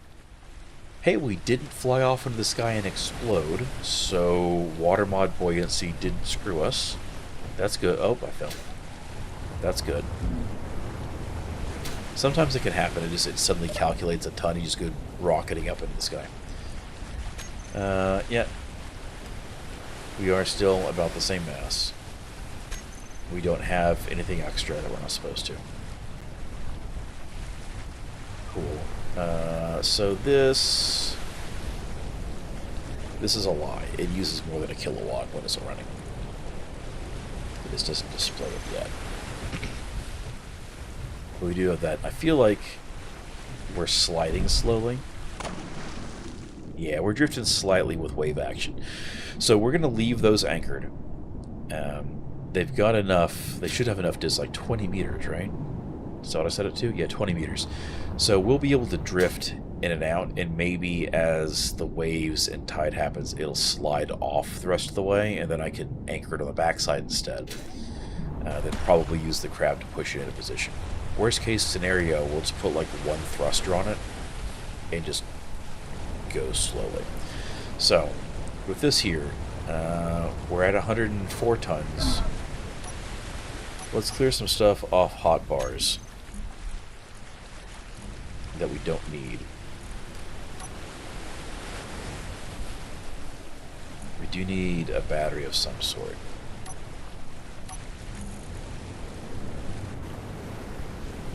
So we're going to throw the steam turbines on here, and we do need the coal boiler. So how heavy is this? Not even 4 tons, so that's not too bad. And then this is, oh, they're about the same. Oh wait, no, it's the same block. That's 4 tons for a steam turbine. So we can get this kind of level. If we put the lighter block over here, so we put the coal boiler over here.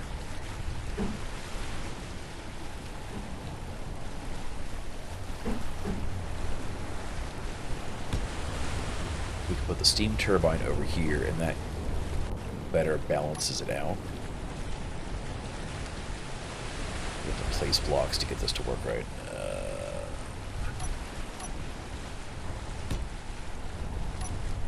We can place blocks. I could also do the mirrored one instead. But I think the regular one here, and then we can just do pipe blocks. How centered is that? Not centered at all. Okay, let's get rid of this. Let's try that again. Actually center our stuff up in the process.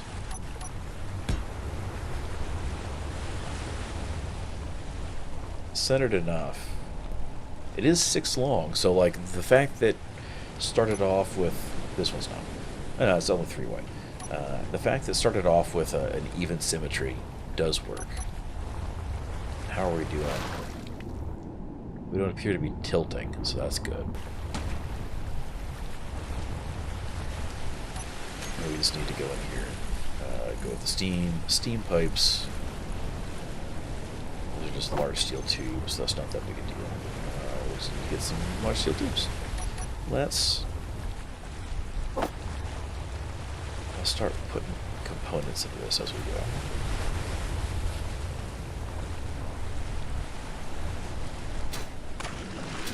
Turned off my jetpack. Blast the motors in here.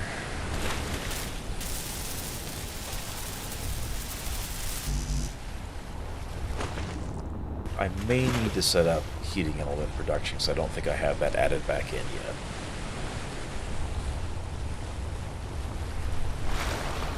And then we'll just set up some supports underneath this. That'll be nice.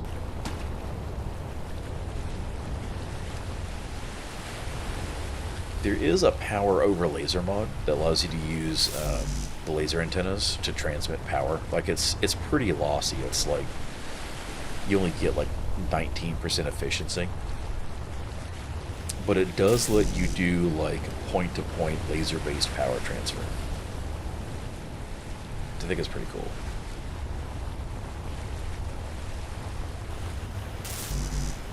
You know, I just add another 8 tons to this thing after talking about, you know, letting the wave action do that. Might have to bring the crab over here and push it offshore. Anyway.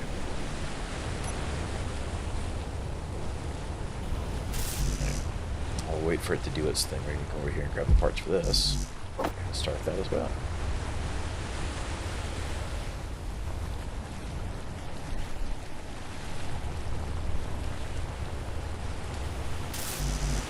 We don't have to have it set up and ready to go for like a Zeppelin docking to it, right?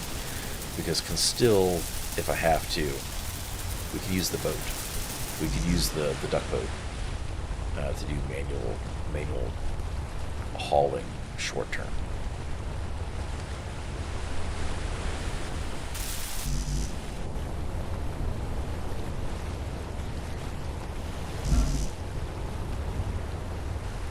Bud.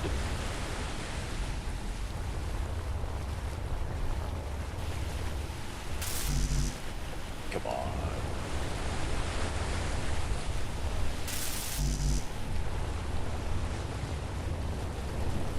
That's probably the tubes being used up to make motors again.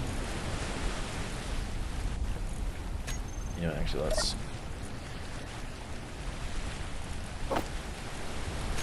You know what we're going to do? We're going to take this goofy, non-existent computer. We're just going to drop it on the ground. And then, there we go. That 1% computer is now gone. Let's go throw this in over here so it can grab smelt. There we go. I guess technically I could have taken the ore tap over there and just relocated it, but I'd rather have it there just in case something happens. But yeah, I know it said 1 kilowatt. When it's actually on and active, it's like 4 megawatts. Like it eats some power.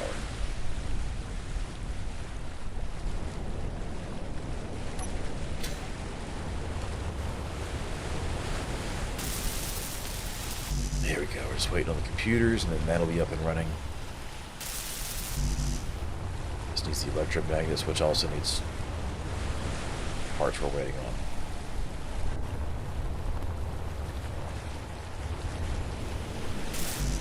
Get hat mount set up, we're going to have like multiple drawers, multiple plates, multiple assemblers, because that we don't have to worry about having to wait for stuff. This is just short-term temporary. I was going to ask how that's still around, but it's still around because the timer stops working correctly when you reload the world. Let's go... While we wait for this to do things, let's grab the boat, and let's go get the aluminum and the rubber we need.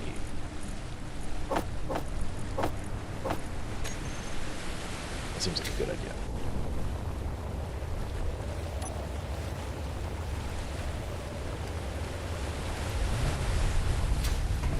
Alright. Let's take those off, and we'll just do this.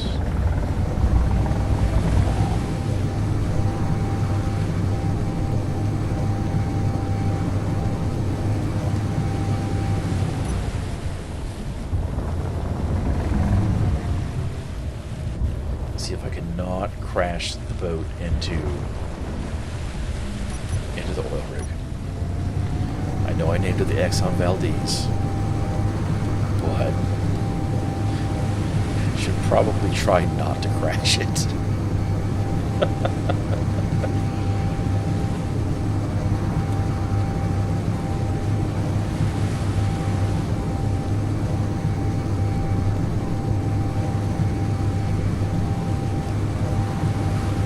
Maybe squeeze in?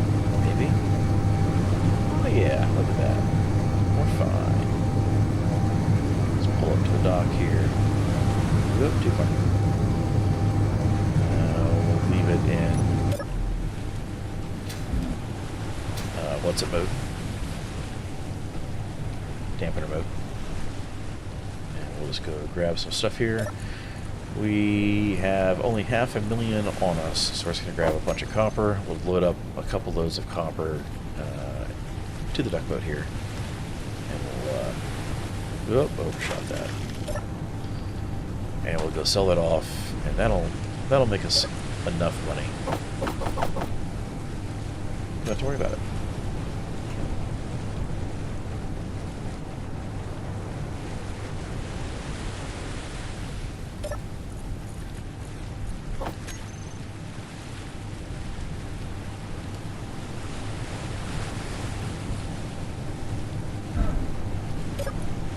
That should be good enough.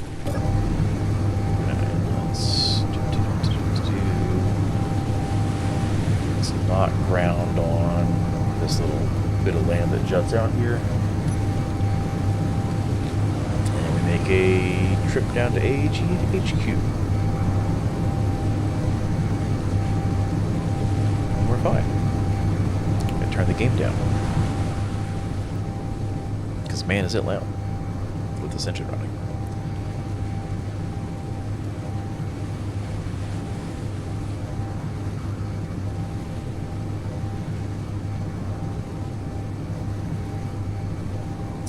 We'll get the rubber, we'll get the aluminum, we'll be able to build up the rest of those pieces, then get the tires functional, and then we'll bring the crab over and push it into deep water.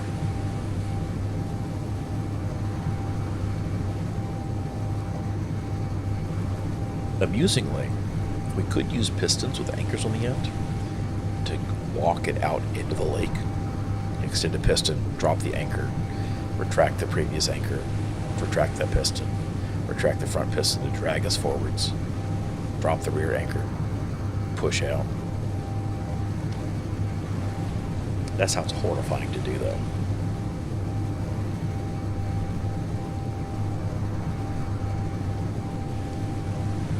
At 35 meters a second now? That's faster than last time.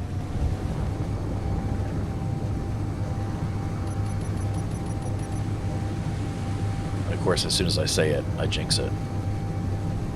I wonder if maybe we got it. I wonder if maybe we had like the current behind us, but no, we're still good. We're 38. Ooh, okay. Let's just nose down a little bit more. See if we can trim this. Can we hit 40? It's been a while since we hit 40. Can we get 40 meters a second? Can we scream along at 83 miles an hour? Not quite. We brushed 39 a couple times there, but not 40. That's a shame. That's still not too bad, though.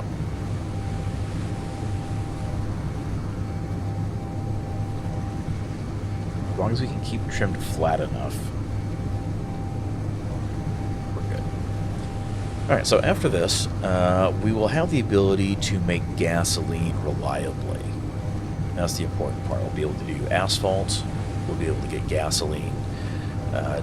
Technically, it means we can refine rocket fuel. So if we want to put, like... we could do, like... jet-assisted takeoff. Like, we could do a biplane with JATM thrusters just to come screaming out of Hat Mountain. Oh, that's simultaneously hilarious and terrifying.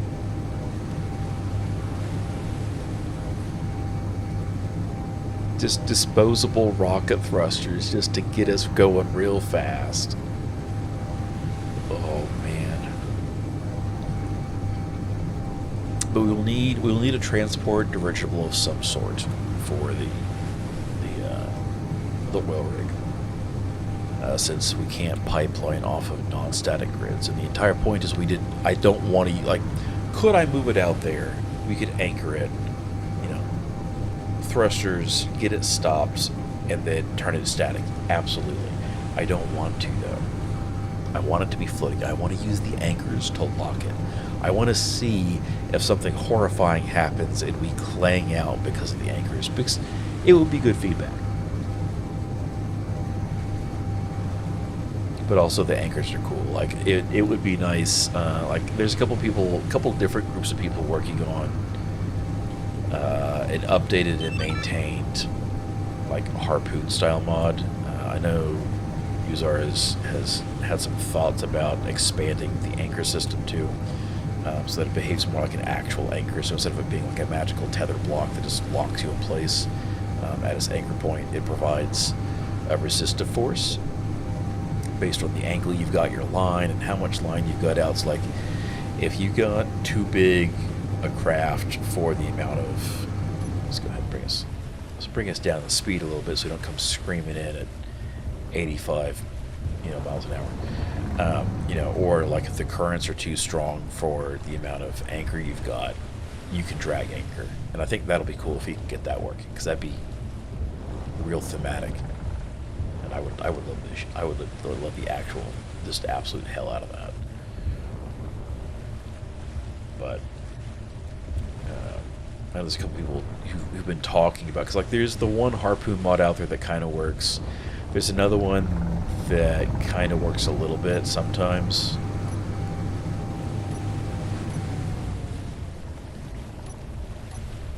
I haven't gotten them to be real consistently functional, and that's the problem. So, and the one is large grid only too, so like, it'd be nice if we had some more options for that, but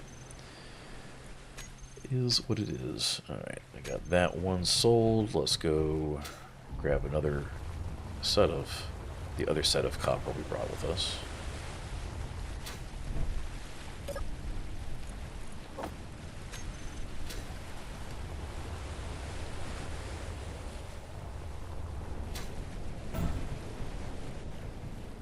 Yeah, it was a bit of a fall. But with that, then, with the dirigible for transport, we need a fighting craft of some sort. Like, worst case scenario, if things kick off, we could stuff a gun onto the front of the duck boat. I don't have a whole lot of faith that it's gonna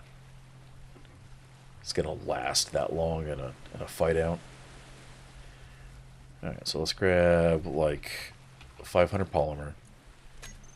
And then we'll just grab whatever we have left in cache in aluminum. That's not the right number. Ooh, we had enough inventory space for it. Okay. So we're down to a 1/4 mil. We have another 3,000 aluminum ingots, which should get us where we need to be. And we have enough polymer now we can rebuild the synthetics system. The synthetics factory, right? No, that's not the one we want. Did I buy the wrong thing?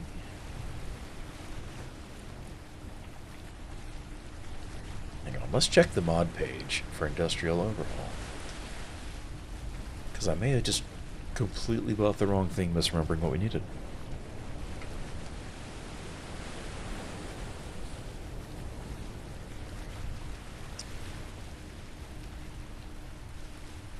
No, we do. We make it from polymer at the synthetics factory. Okay.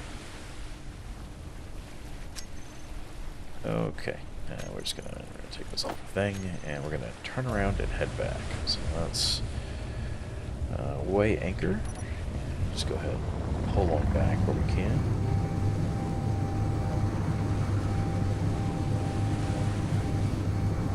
docks, we can start spinning around. Oh, yeah. And then we'll just get going. Just throw it into high gear and run.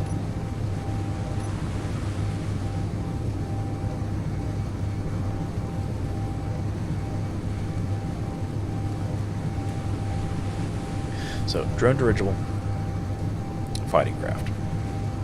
We could do a boat. We could do a battle boat.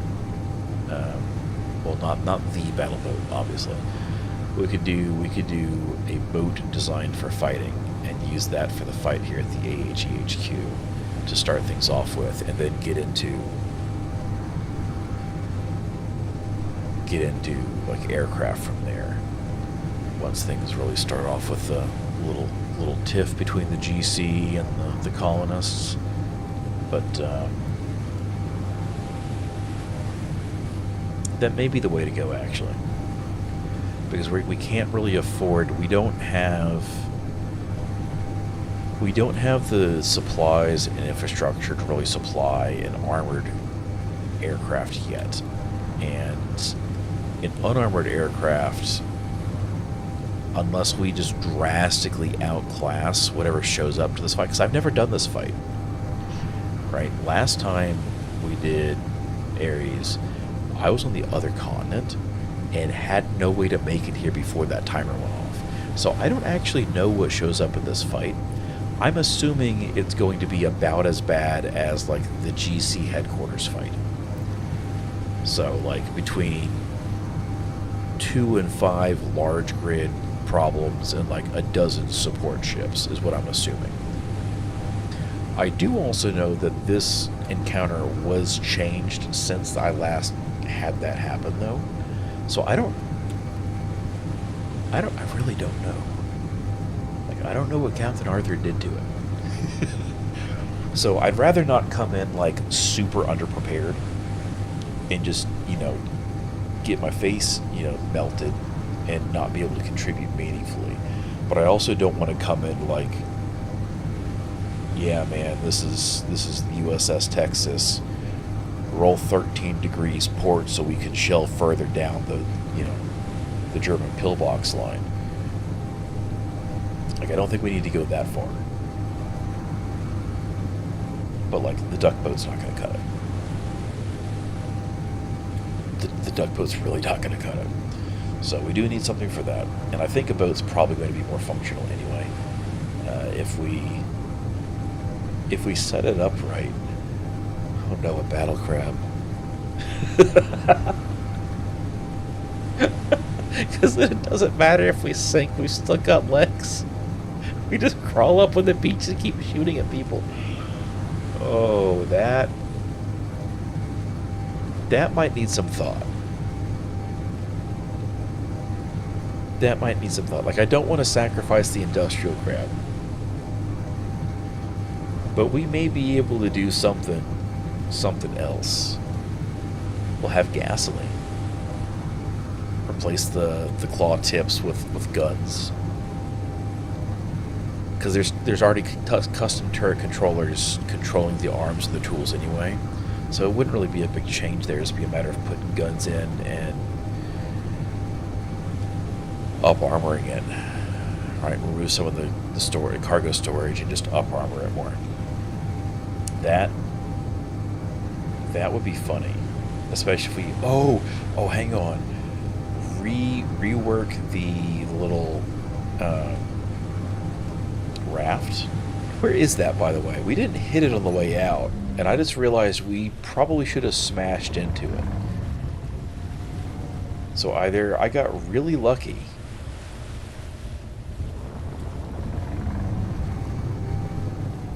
I may have pulled away from the coast too soon.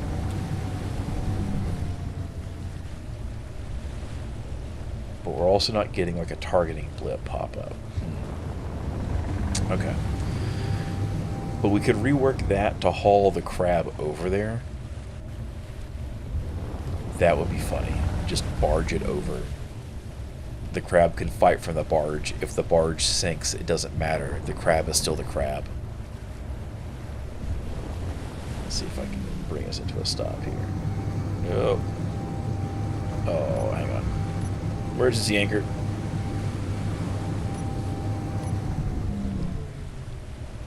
Something you shouldn't typically do in a real boat, but... There you go. Okay.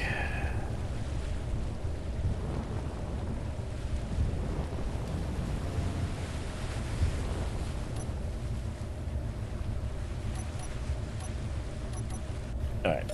So there's this. Let's bring this stuff over here and drop it off. We don't have a synthetics.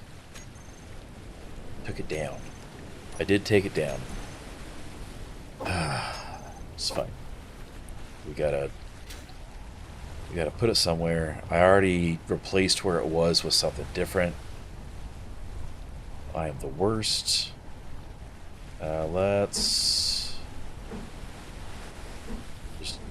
There's 2 spots we could use for ports. And I guess that means we're just gonna spin it sideways.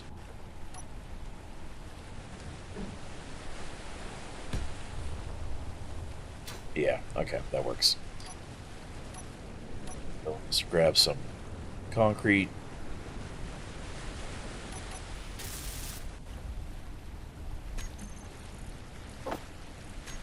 I'm off port visibility mode before I drive myself crazy with it. And we'll do this and this, and we'll just do some concrete pilings.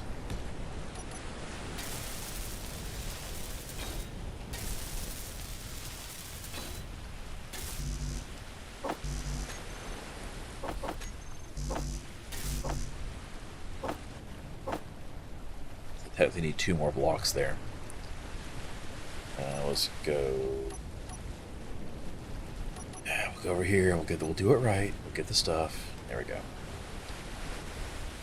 Weld these up.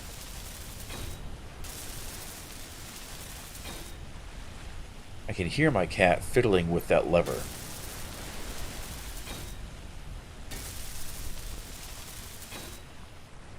If I suddenly disappear off camera... Did I misalign that? No, I didn't. Okay. With a very goofy-esque wah-ha-ha-hooey, you'll know what happened.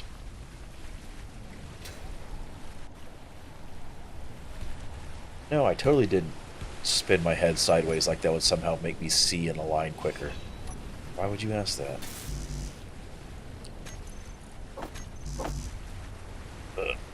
Grab this, grab that. Grab the concrete, grab the girders. Could I have left this floating in midair? Absolutely. Would it have bothered me endlessly? Also, yes. So I didn't.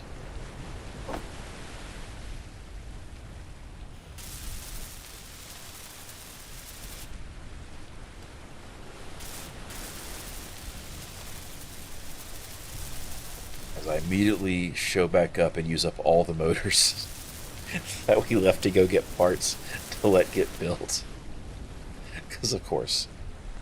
Because of course.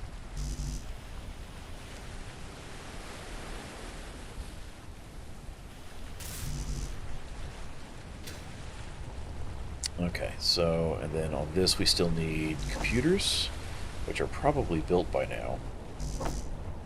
We are going to cut these out from beneath because they don't need to be there.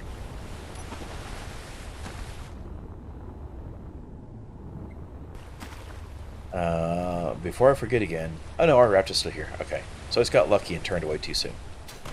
Because it's wanting to go. In fact, if we just increase the cable length...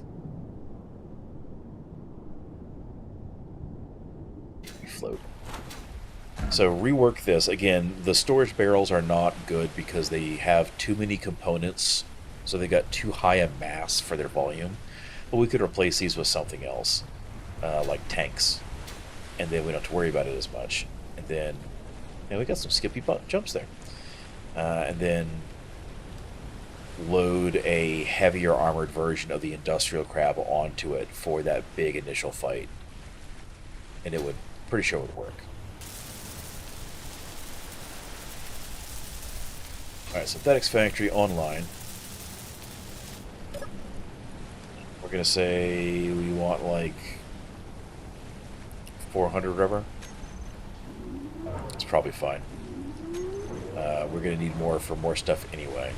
More than just the existing, what, 125 we're short here?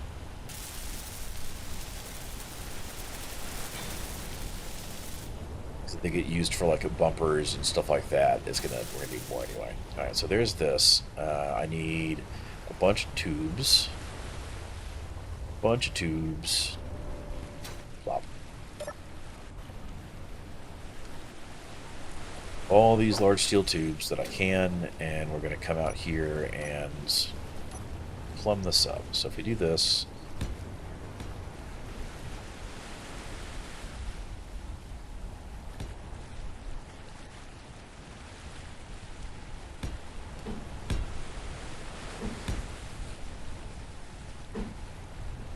There we go.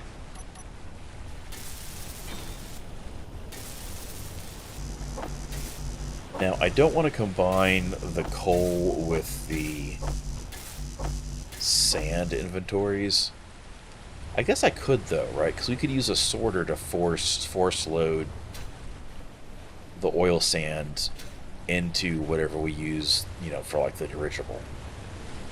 And that wouldn't be an issue. And then it could get stored the same. The problem would be if we drop off too much coal, then we don't have a way to really regulate how much oil sand we stockpile.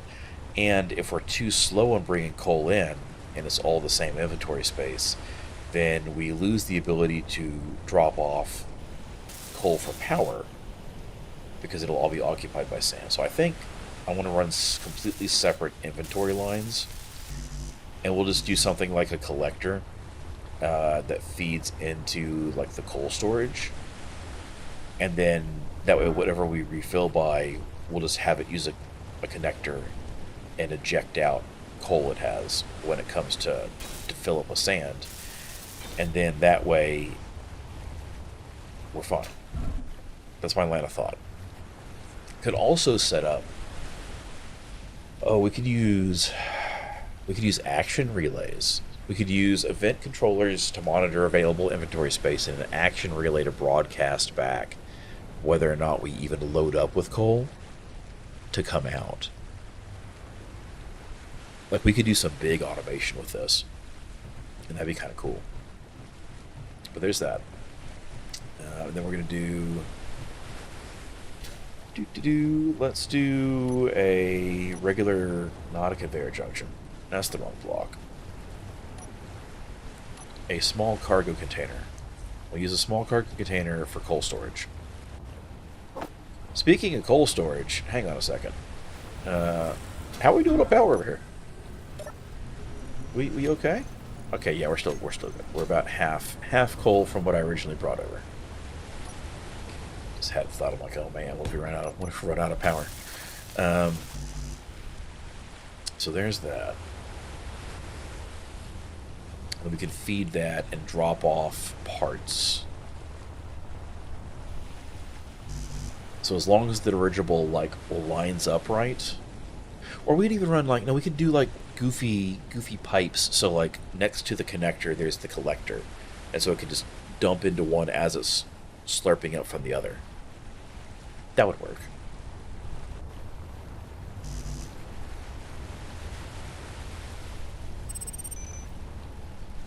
I'm out of construction components. Because they're all over there. Okay. That's fine. No, insufficient polymer? Oh no. How much polymer does it take per rubber? That's 2 for 1. Hang on, how much rubber do we have?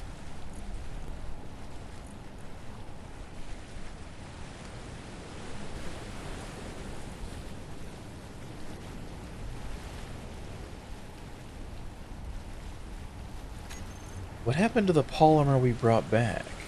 We brought back 500 polymer.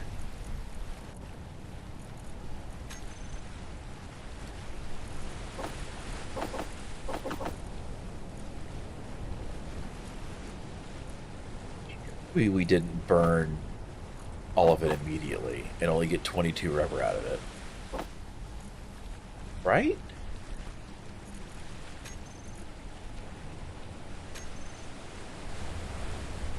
Did I put it in the boat and forget about it? I did. Okay. Okay. I'm losing my mind. Okay, that's...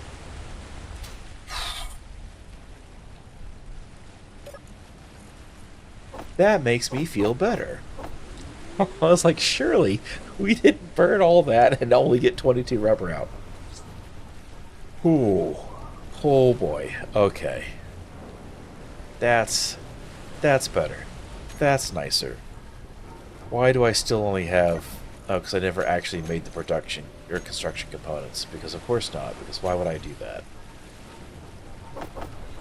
We're just going to queue up a bunch of those. And then we'll get the motors eventually.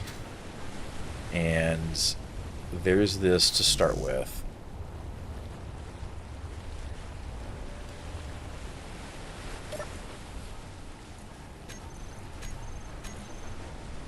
We're assembling. This is taking some time. It's okay. It's okay. We have a plan.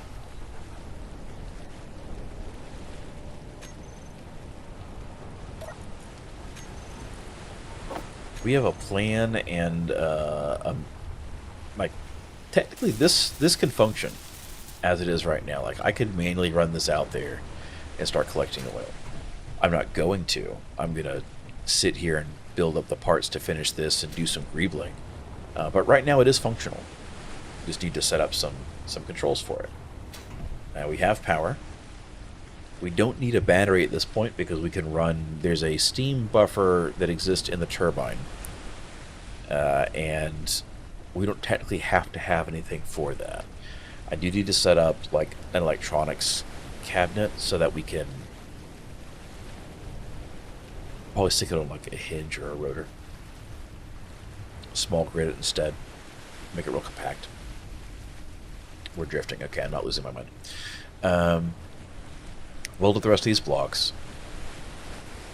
I will need to... You know what? Let's see if we can... While we're here, let's see if we can do...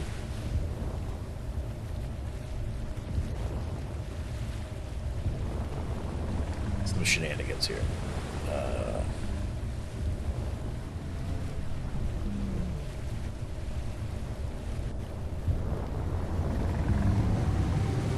I can't tell if we're tipping or if we're pushing. We might just be tipping.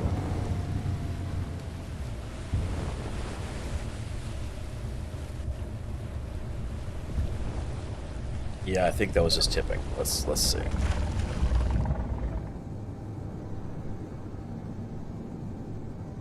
Based on the angle of these anchors, yes, we were just tipping because those aren't any more slanted. All right, I will have to bring the crab over and push this from down low. I'll put the claws out wide and just move forward slowly and just push it out via the tires, because that's going to be the better way to do that.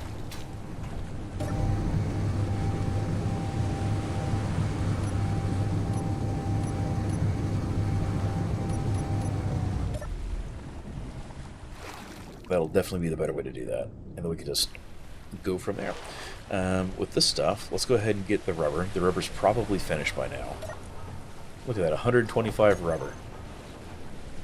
Perfect timing. Let's get the wheels finished.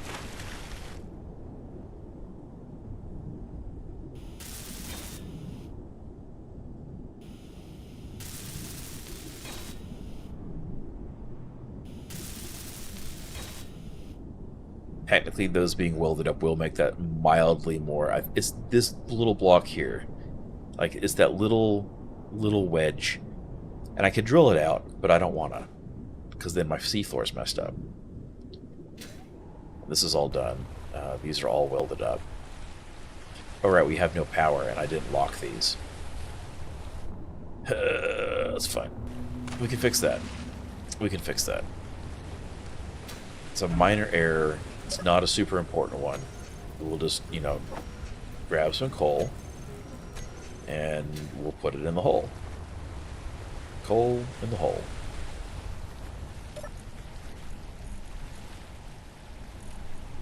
No, because there's no power, so I can't move it. I need to actually physically shove it in here.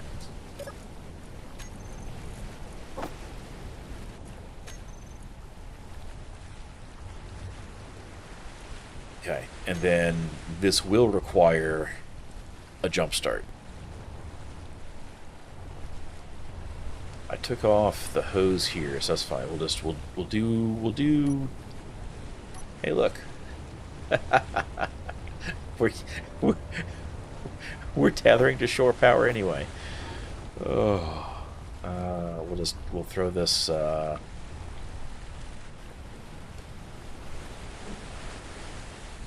This isn't dangerous at all, right? Just putting the power directly in the water. Let's see, does this? That does hold it in place. Okay, so we're gonna do this, and then we'll do this. There we go. We'll weld this up, and then we'll put another one up here temporarily, just to jumpstart the coal refiner, or the coal refinery, so that we can get, or coal burner,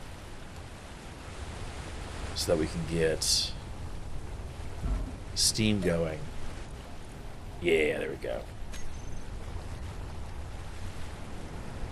And then this should be self-sustaining. There it is. Okay, so we will eventually need to put a battery on this, just in case we run out of power. But as long as this has steam in its banks, we're fine.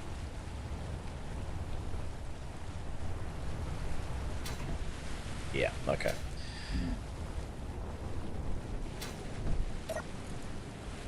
So there we go. Steam turbine. 264 milliliters per second. We're eating nothing right now for this. So let's grab all of our pistons. They should all three be off. We're going to grab the hinges, and we're going to do a couple things here with these hinges. We're going to set braking torque to 300.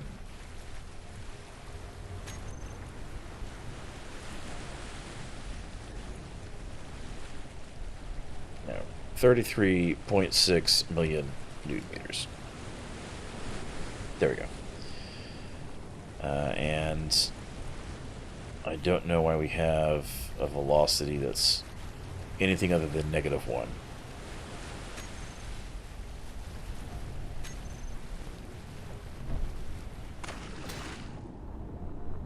I did set. Oh, I didn't set this. Crap.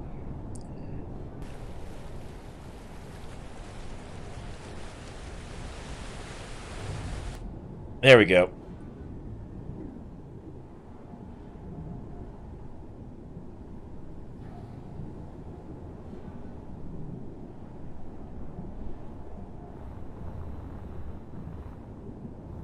Okay, no Clang Phantom forces there, so that's all set. Those are all locked in place the way they're supposed to be now, so we can come back up here, and I can... Now that we have the braking torque set, I can turn these off, and they will not move. I can hinge lock them if I really need to. I don't think we need to. Because again, passive. And then if I forget to turn off the lock later, I don't have to worry about that. But there's all that. So this works. This works. That works. We can get rid of this, because we don't need this here. And we sure don't need this here now. We'll put these parts back away.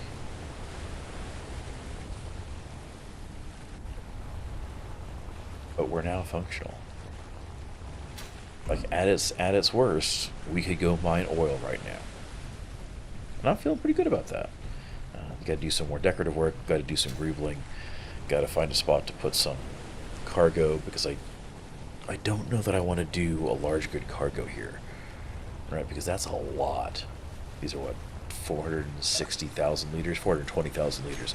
That's a fuck ton of oil. Like, that's one of the things where, like, we do it and then we literally don't need the dirigible, because we're never going to move enough for that. So I'm going to set up some small grade stuff and run some piping on this and do some decorative work. It may not be fully finished before next stream, but I'm going to work on it some.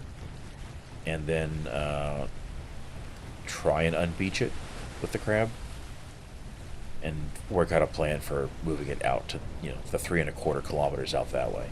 I do also need to fix the drill rail.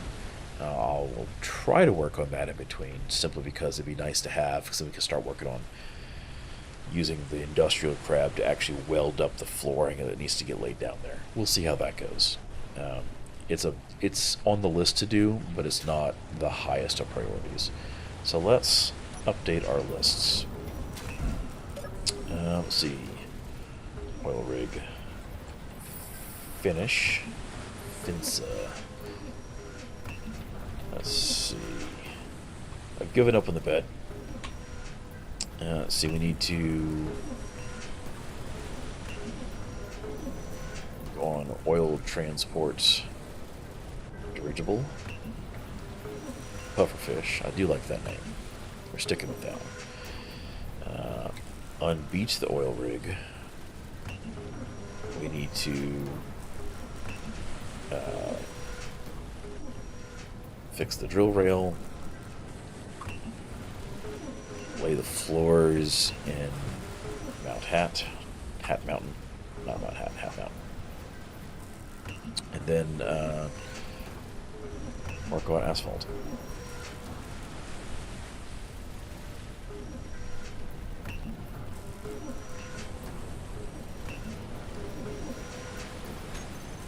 We're going to consider battle crab.